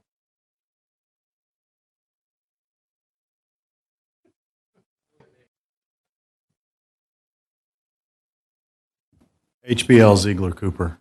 Who? HBL Ziegler Cooper. They changed names during the middle of the project. That's why we had to I confirm. was wondering on the change orders that we're looking at. It says architect, plan omission, $22,000. MEP plan omission, $50,000. Is there any way that we can recoup some of that money from those folks? We're working with legal department to look at pursuing that. As you know, omissions often are difficult to recover cost on, because if those things had been in the project as originally bid, we would have paid for them anyway. So we look to try to potentially cover any incremental cost. It's just very difficult from that standpoint. But there are a few things that we think fall very much under the category of errors, and those are ones we are going to pursue working with legal. Yeah, I just wondered because, some of it, staff and unforeseen conditions on there, but when you have the architect and the MEP missing some things that should have been done on there, even though Yes, you're right, they probably need to be done anyway, but having them to miss it, I mean, that's what we pay them for, is, so hopefully they don't miss it on there, and so I just wonder if there's some way, because you're talking about $72,000 out of 152, that's missions between the architect and the MEP. As you know, too, this paying out the contract for that work, but we'll report back to you about success on going after that with the architects for reimbursements to offset that for us. Yeah, because on some of it, I see that it cost us contractor additional time in addition to that. So the time delays, and we got picked up some on that from the contractor from additional time. So I was wondering if we could come in and almost pick up 50% of what this change order is. Councilmember Moore, I don't have anything right now, Mayor. okay. Councilmember Little? No comment. Councilmember Hernandez? No comment. Councilmember Perez? Thank you, Mayor. So the change order right now is the plan that the change order makes the contractor whole, and then we'll pursue portions of this change order through legal remedies in the future. We're not going to hold the contractor, any money from the contractor until that gets remedied. That is correct. That is correct, Councilman Perez. This will make the contractor whole and complete this portion of the project. Okay, and we're confident that the contractor didn't contribute to any of the issues associated with these change orders. That is correct, other than having to do this work. I didn't see anything with respect to the elevator in the change order. Was that done separately? Or a checklist we got working. Yes, I know, and forgive my ignorance. I remember we were having some issues on the elevators, but was that done through a separate contract? I think there was some work on repair on one of the elevators that was basically went out on us prior to just starting the project. But then the refurbishment of the elevators and all the work associated with this project was included in the project.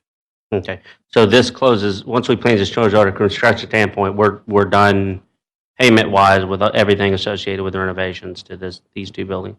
Yes, sir. We've got, a few outstanding warranty items and things like that the contractor's addressing, but we're closed out on everything else. Okay, thank you. Councilmember Reed? No comment. Councilmember Carbone?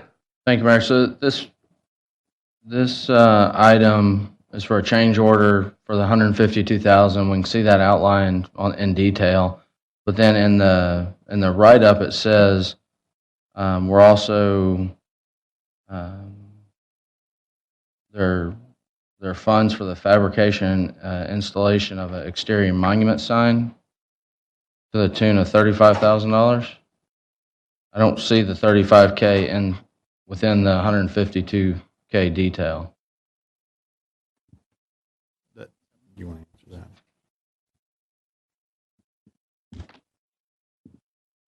that? That's being bid separately. I believe we're looking at several of our sites and facilities to bundle those up into a larger package to look at those.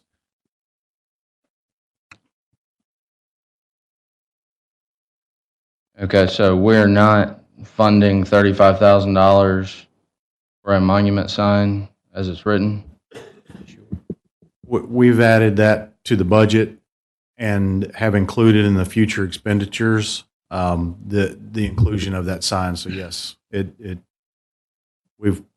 need the $30,000 added to the budget, and then we do plan on moving forward with the sign. So the 35 is in the budget already? Councilman Carbone, it's authorizing additional appropriation for that money so that we can go ahead and procure that sign. So that's in the resolution. Mm-hmm.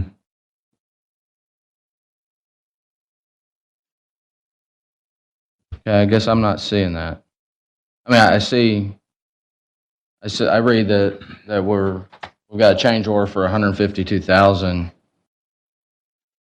I guess that's my point. I don't mind the change order, but I'm not a big fan at the moment of spending 35 grand for a sign.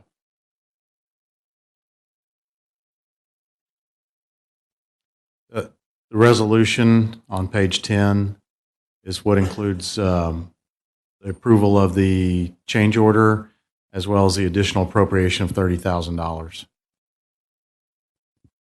And that's inclusive of the sign, we had a sign allowance prior, right? And this squares that up as well? That's correct, but we're going to do the sign outside of this contract. This will But it gives you the budget to do, Yes, sir. do that, yeah. If you go to page 7 of the agenda write-up, it shows the project balance contingency highlighted in yellow with a negative 29K. I assume that $30,000 transfer from Fund 501, I believe, was to cover that shortfall. Yes, sir. So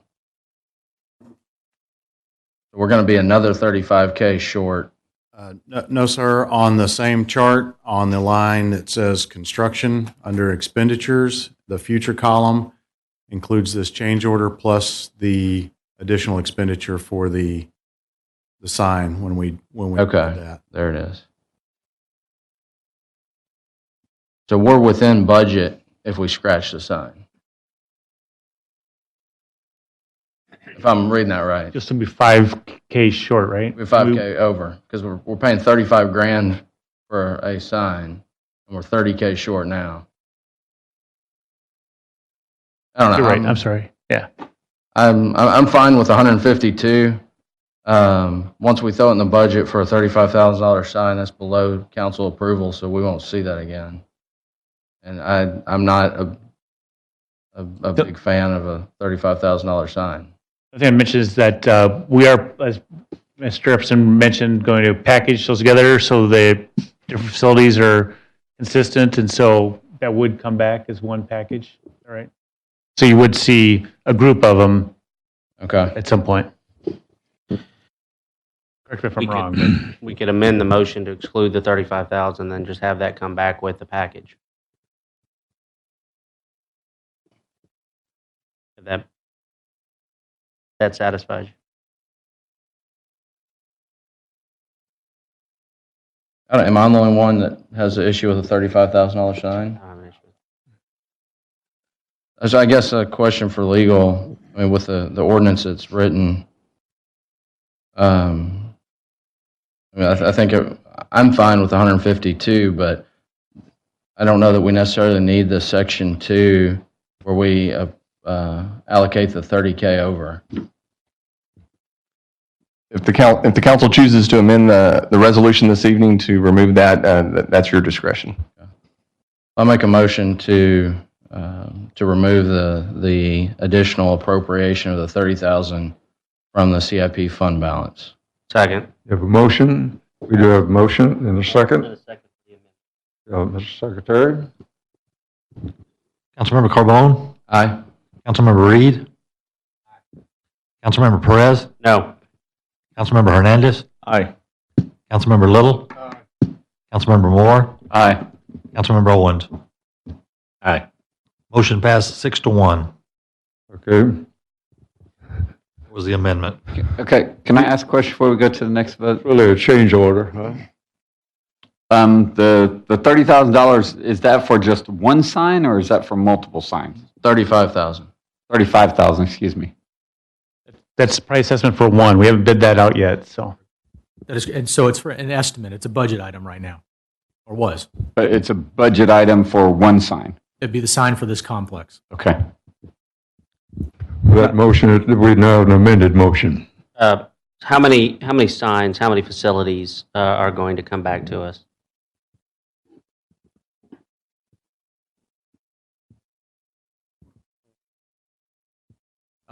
Three to four signs, because we have Centennial Park, Nature Center, and it was this facility, and I know there's Independence Couple 100,000. and South. And $3 million on other signs. It's a bargain. We now have an amended motion. I have a question, Mayor, you don't mind. So this is, on page 6, it says, part of the work that was done, this is during the final inspection by Fire Marshal It was discovered that suite doors were not programmed to fail open in the event of a fire. Door mechanics were changed to move to the open position when the fire alarm sounds. Just in my brain, because I'm just, I don't know, Debbie Downer in every situation, I'm thinking of this provides a way for people to get out, but does that also, is there a way to just trigger fire alarms to allow people to get in? I mean, how are the fire alarms actually set off? So if there is a fire or the fire alarms are pulled, then the electronics in there, Councilman Hernandez, fail to open. So right now they're normally a closed issue. So if you had to have a badge, you had to have a badge to get through some of our doors, so that when the fire alarm is activated, then they automatically fail open, so anybody can push the door and get out. So just theoretically, you come in, pull a fire alarm, and just go anywhere. Yeah. Okay. If you want to go and just pull the fire alarm, It's it's standard. I mean, yeah, it feels safe or fail open, so any office. Yeah, I'm building, just, I mean, it does address, obviously, safety in one aspect, but I just think that it maybe creates a safety issue in another aspect. I was just curious. I just read it, and it just, I don't know, the scenario played through in my mind, and it manifested in a question. Any other question or comment? That's for staff to just to be forewarned. Any other question or comment? We do have we have an amended motion. Was there a second for that? We had a second for the second. We now, any other comment on the amended motion?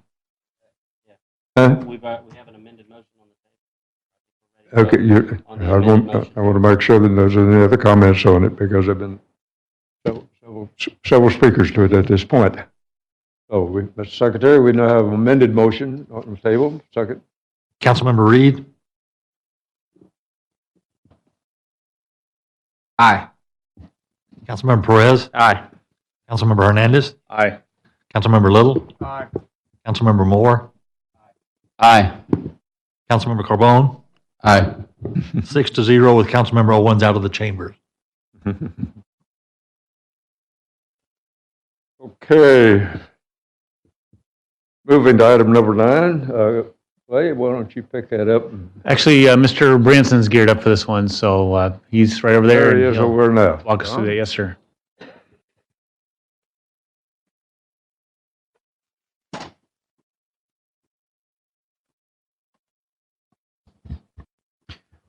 Thank you, Mr. Pearson. Mayor, Council, I'm going to kick off this discussion item. We're not actually looking for you to take action on this evening. You may recall that we brought this to you back in February during the early budget input session, and then we brought it back to you again in May of this year to talk about retiree health care options. This evening with me, we have a gentleman here from IPS Advisors, Mark Lahardo, and he's with IPS Advisors. He's the consulting actuary and director of analytics with IPS Advisors. They're our consultants on our healthcare benefits.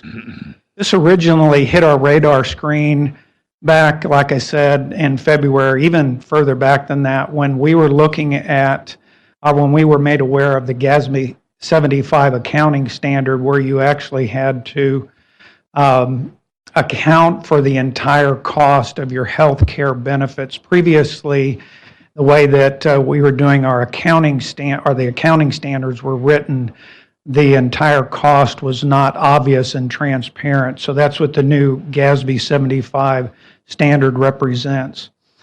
Tonight, what we'd like to do is we'd like to ask you to consider, we'd like direction, and we'd like you to provide us recommendation regarding consider amendments to ordinance number 1121. Ordinance 1121 actually talks about the percentage of medical cost and how the ordinance relates to current and future retirees. So we want to talk a little bit about that ordinance and recommend some amendments of that. Second, we'd like to get direction on retiree benefits for future retirees that are eligible to retire after October 1st.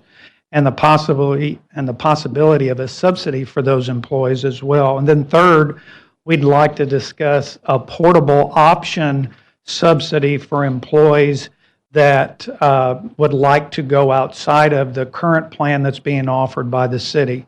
And I'd like to present each of those to you this evening.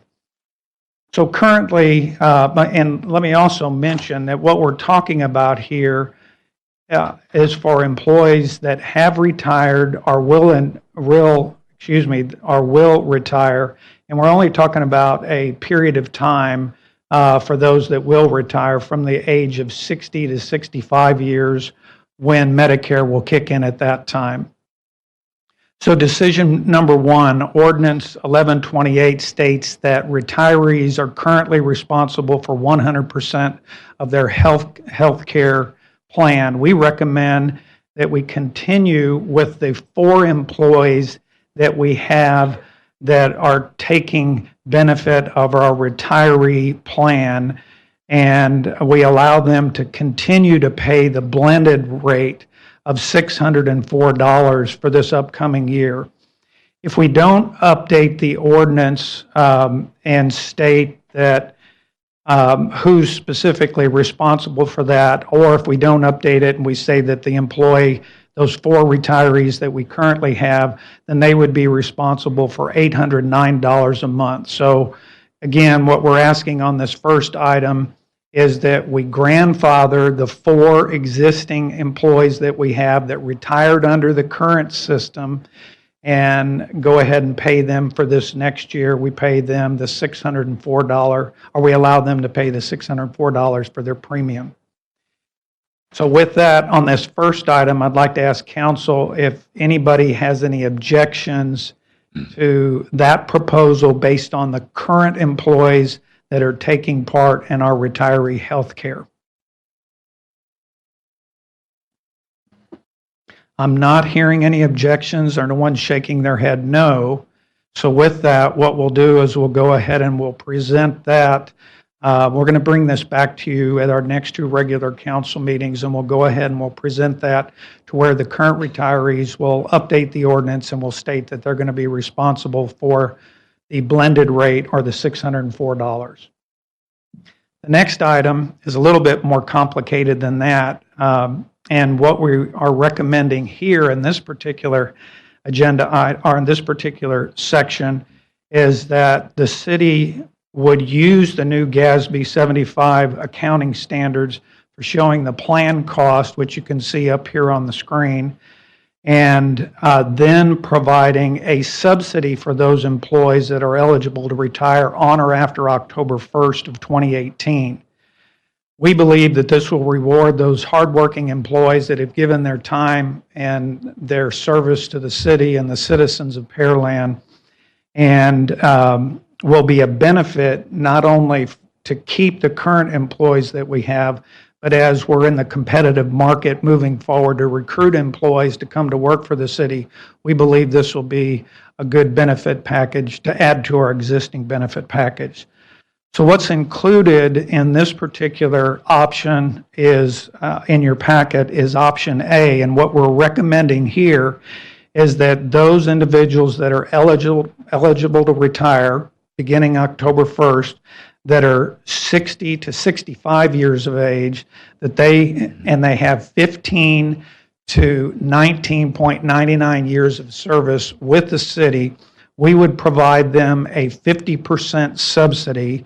And in this particular case for this next year, that would result in the employee paying $404.50, and the city's match would be the same 50%, or the city's match would be 50%, which would be $404.50. So that's the first part of it. The second part of it is we are recommending that those employees that have been with the city for 20 or more years, or 60 years of age and ready to retire, that we would provide them with a 100% subsidy, whereby those employees would get the full amount, we'd account for it, and then those employees would get the full amount paid for by the city. So that's an option that we'd like to get your input on here this evening. And then I've got another, which is option A plus, that we'll talk about after this one. John, let me ask you a couple of questions here. You can go on Medicare at 62, not 65, on there. But let me just give you an example. Say a person comes to work here at the city at 30 years old. He's got 10 years experience with another city, and he completes 20 years with the city. He's 50 years old. Now, would we pay that individual? Now, we're only talking about years of service with the City of Pearland, so they would have to have a minimum of 15 years of service with the city. That's They'd what have I to be just said. 60 years old, and then if they retire, they would get that benefit. If they're 15 to 1999, they'd get that 50% benefit, and if they've been with the city for 20 years, they'd get that 100% benefit, but it's only years of service with the City of Pearland. Doesn't matter whether they've been with another city for 30 or 40 years. Oh, yeah, but I'm just saying somebody comes in here with 10 years experience, they worked at another city somewhere, the person did, and they came in here at 30 years old. All right, they spend 20 years here at the city. Their person would be only 50 years old. So what would they be entitled to on retirement? They'd have their 20 years here with the city. If they put in 20 years with the city and they are 60 years of age, then, and they retire, then they'd be eligible. If they're 50 years of age and they retire, they're not going to be eligible. Okay, that's what I was wanting to find out on that. And then I think in our last discussion we had on this also was a point that if a person retires at a certain age, say at 60 or 59 or whatever, and he's subject to retirement benefit of insurance, what if he goes to work somewhere else? What we're talking about here is a benefit for those employees that worked here for 15 or plus more years. And that's the criteria, plus 60 years of age. So we're talking about once they put in that time with the city and they've reached the age, it wouldn't matter. And it's only for between 60 to 65 years of age or up to 65 years of age. So it's only a short period of time. And it really wouldn't matter if they retired based on their years of service and based on their age. It wouldn't matter if they went out and went to work someplace else. This would count towards their eligible health care cost. I was just wondering, because if that happened, somebody go out and do it, they'd be able to work somewhere else and get the benefits of, medical benefits at the same time. And we discussed that previously when we talked about this, and said at some point in time that there would be things that would catch that within the HR department, that they were receiving benefits from us for medical, plus those getting benefits for medical at another job. I don't think that's exactly what we were talking about. I think in this particular case, it's based on years of service. So if you have 15 years of service or 20 years of service and you're age 60, then you'd be eligible. Okay, so if you went out and got another job, I mean, I could see somebody else going out and doing another job, a consultant or working for somebody else, then, but we asked if there was any kind of clawback on the deal to where would they still be able to draw a retirement benefit for insurance here when it's actually working for somebody else and had the opportunity to get the benefit? I'm going to put the expert on this and he'll give you a different answer. Okay. So I think both of your questions are kind of around the same idea of someone working here and putting in 10, 30 years wherever, whether it's 10 somewhere and then come in here and do 20. If someone leaves prior to age 60, they're not going to get any medical benefits from the city under the new plan. The idea here is it's not a termination benefit, but a retirement benefit. And so if someone were to leave and then go employer coverage elsewhere, they're obviously going to get it from that entity. I didn't hear that last part. Say it again. They would get it from that entity if they left at age 50 in your example. They wouldn't be able to get anything from the city. They would have to get it from that new entity. I think he's also asking maybe the concept of 60 being the new 40, right? So they hit 60, they retire, they take the benefits, they go work somewhere else for, theoretically another 10 years, possibly. So under scenario A, it's take it or leave it. So you would stay and take the city's plan, or you would opt out and then you would go take coverage elsewhere. Okay, so if somebody did go to work for somebody else and get the insurance and they opt out of this one, would they be able to opt back in if the job didn't hold up or whatever? Typically, we would not do an opt back in. You just have to be careful there because you need to make sure they have qualifying coverage or there could be issues when they come back. So typically, we would say no. Okay. So, all right, so they'd be able to opt back in. Because, there's somebody from the city that gets 20 years in with the city would be a real good employee for somebody on the outside that's trying to do business with the city, not only but here, but other cities around. Sure. And they'd have that 20 years experience, which, we try to draw on that too, Sure. for that, so.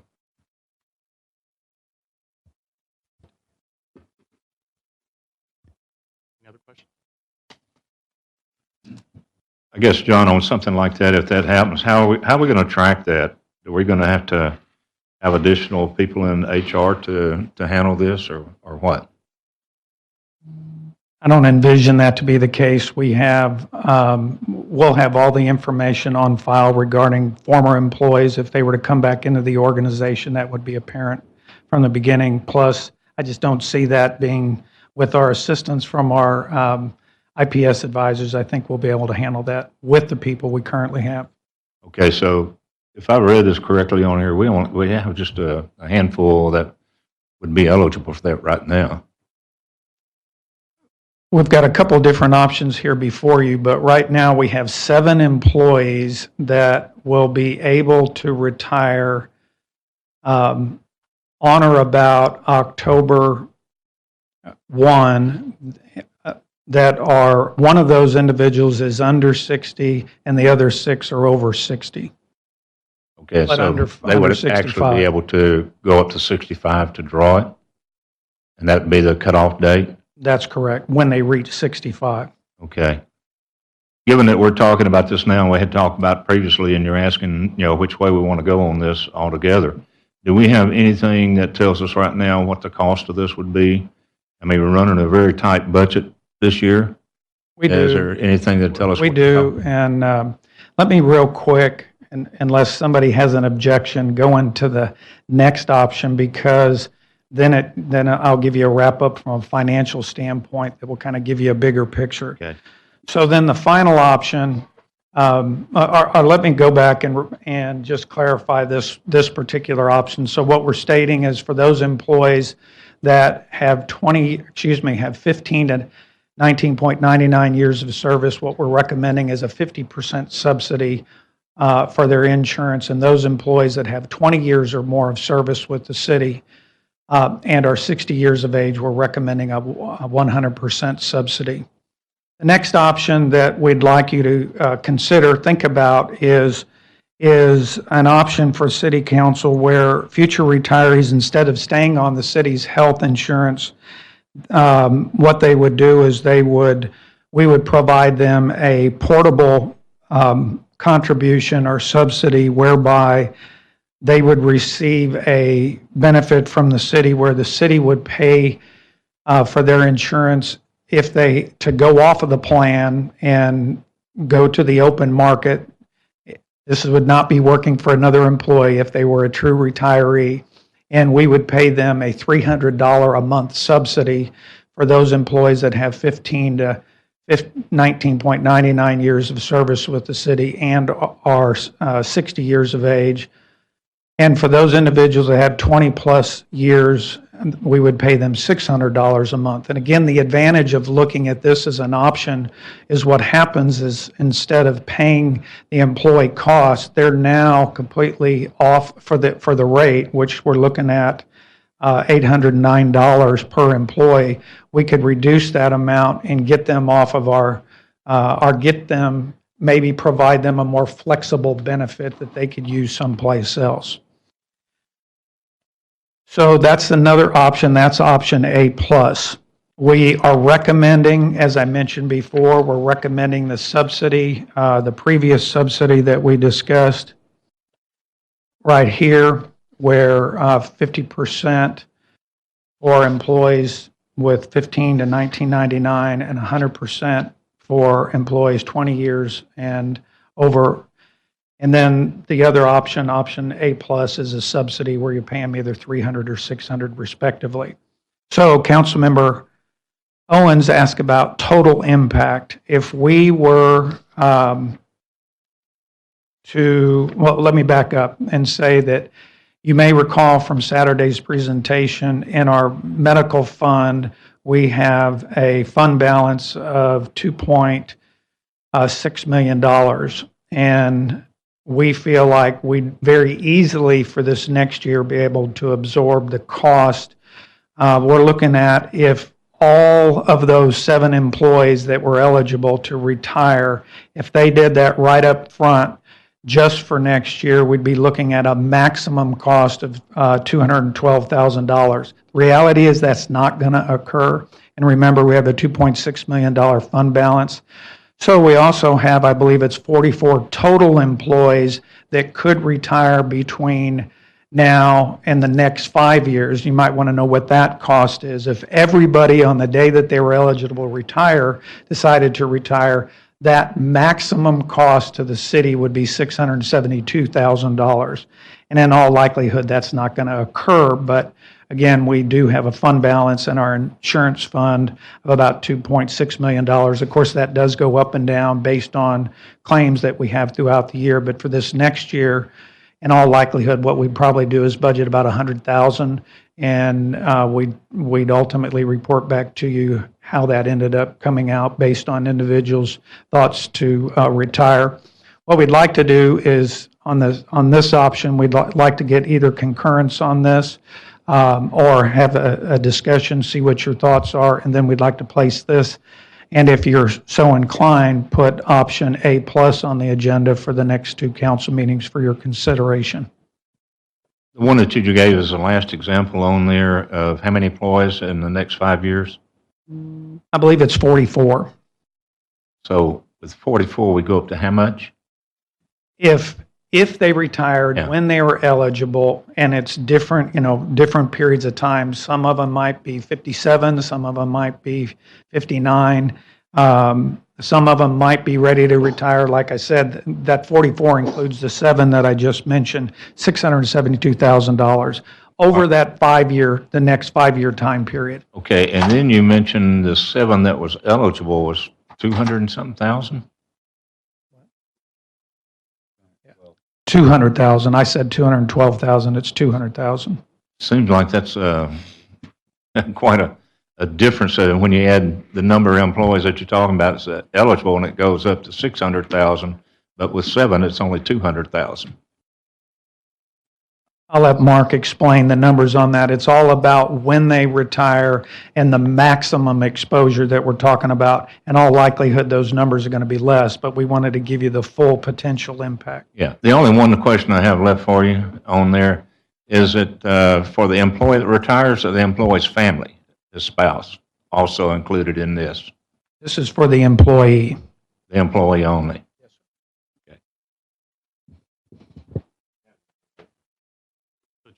Just real quickly, on the 7 participants, the 1-year cost, so the amount that is not yet budgeted, would be about $65,000.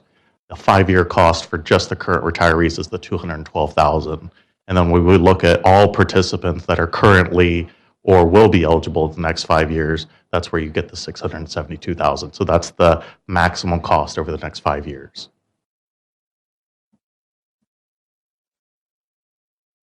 So at the end of 20 years, we've got 700 employees. We could have 700 drawing, huh? Well, No, just kidding. Sure. What other cities have a plan like this? Well, there's multitude of plans out there. There were a lot of plans that are like your current plan, which essentially was kind of a COBRA rate methodology. So charging the total cost, but it was a blended cost method. What we're seeing a lot of is there's nobody taking those plans because they can't afford it.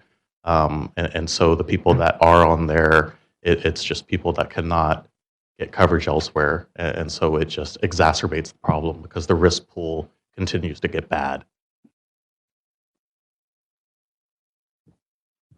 And so, just correct me if I'm wrong. So, right now, if you was to retire, but yet you're 60 years old, so you're not 62 eligible for Medicare or Medicaid, you would go on the Affordable Care Act, correct? Well, there's a variety of options. Their spouse could have insurance. But I do want to clarify, 62 is Social Security, 65 is Medicare. But there are other options for getting into Medicare, but 65 is typically the age. And so we're only looking at that gap period between 60 and 65, just because there is very limited coverage for those participants. Yeah, at 62, you can draw Medicare, and it's based upon how much money you make at the retirement age on there. And I know I'm at that golden age, and I pay, I think, $640 a month is what I pay for my insurance. So, I'm trying to do the math here in my head. I'm having a discrepancy. It's kind of like, if a train leaves Boston at 7 a.m. type thing. And so this says, for example, the 7 employees that will meet the 60 to 65-year age and 20 years of service. So you give us the total of $97.08 for 12 months. That's per employee, correct? Just so you know, not everyone is age 60. So we have people that are distributed through 60 to 65. So not everybody's getting. Okay, so the assumption is they're not all going to retire at 60 and then run for the full 5 years. Is that? Well, we're looking at the current participants that are eligible. And so those ages are distributed between 60 and 65. Okay, because I don't have those in front of me, so I don't really know how many are what. So I'm just kind of trying to. That's probably why the math doesn't work out, is all I'm saying. Okay, yeah, because if you plug that in, you just multiply the numbers. The 9708 times 7 people for 5 years. It's considerably more than 180. Correct. Okay, all right. We're just missing information, is what you're saying. We didn't want to put individual information out.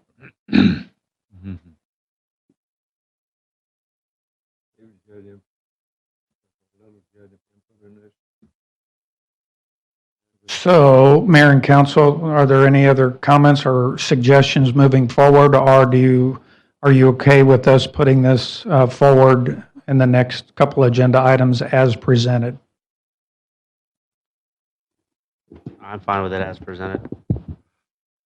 I kind of think it makes sense to go ahead and present it so we could have it, and we could focus down on what the items are we're making a decision on, rather than general comments about insurance in general. I think it'd be a plus. Councilman Perez? I don't know how in favor I would be of this. I need to do some more research on this. maybe if the options that you gave us, the 3, which the city would like to do, maybe that can be combined and bring it back to us again with those 3 options and what the cost is, what the projection, the number of people or whatever, and let us take a look at it at that time. Still trying to make a decision on it right now. I mean, we got so many options on here, 3 of them, and there's 4 at each level of the options here. So I don't know. I think maybe a little bit more clarification on each one, and I'm sure y'all have looked at what you would like to do on each one of them, but give us those 3 options there that you feel like the city could do, and also that the budget would be able to fund that. We can do that, and Councilmember Carbone may jump on this, but the first item is the ordinance change, where we actually are recommending that we go to the new accounting standard for all employees moving forward, except those 4 that are on the plan, the blended rate when they retired. And we need to update the ordinance to be in compliance with the new GASB 75 accounting standard regardless. So we'll bring that forward. And then the decision is, do you want to provide a subsidy for employees either the portable subsidy, which is the $300 or $600 based on years of experience, or the 50% or 100% based on years of experience to help them pay for the plan. So we can certainly give you numbers for each one of those. Councilmember Carbone? And just to be clear, right now, somebody that's been here at the city for 20 years that retires at age 50 can get on the city's health care. They're required to pay the full subsidized rate, or the blended rate, the 504 or As of right now, but our ordinance will actually be, well, it needs to be updated to go to the new accounting standard. But yes, you are correct. okay. So it's if I'm sitting here, I'm trying to say, are we going to have a rush of 20-plus-year-old veterans with the city that are under the age of 60? Because right now they could retire and get an implicit subsidy of a few $100s if they retire between now and October 1st. Correct. Are we going to get a rush? We have 7 that are potentially eligible this next year. 1 is under 60, and the remaining will be over 60 at that time. So we only have 7 people that have been, 7 employees that have been with the city over 20 years? That will be able to be eligible to retire based on their years of service with the city and their age. That's correct. Okay, so that is a stipulation. It's not just the 20-plus years of city service? It's a combination. It's years of service with the city and their age. As you did state accurately or correctly, right now the way that it reads is someone can retire. They can retire prior to age 60, and they would receive the blended rate. That's what the city has paid in the past. Okay, well, I think it makes sense. I think, we've been presented with tons of options last time, back in May. I think this kind of narrows it down, and I'm fine looking at A+ for the subsidy.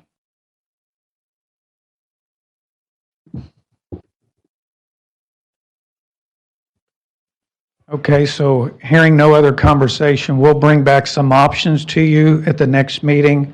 One will specifically be related to the current retirees, and we'll recommend we update the ordinance and that we include what their requirement will be, the blended rate, which is the $604, and then we'll bring you 2 other options. Option A, which is the 50% subsidy and the 100% subsidy based on years of service and age.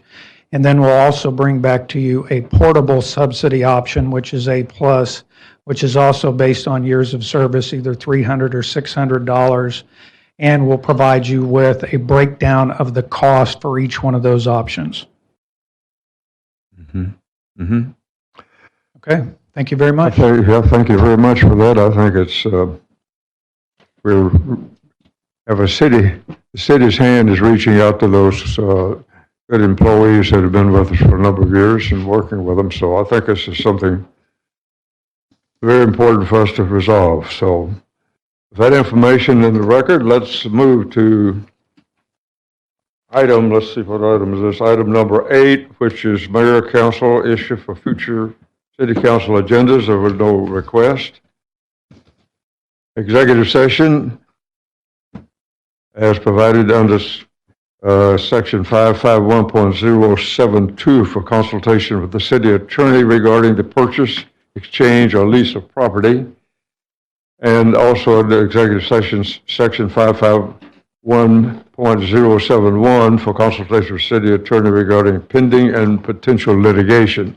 Obviously, in executive session, we could discuss the issues with those that are authorized to be in that executive session. And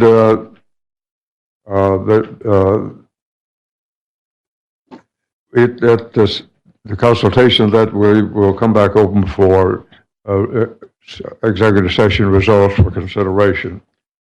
At this time, we will recess into executive session. It looks like it's 8:43.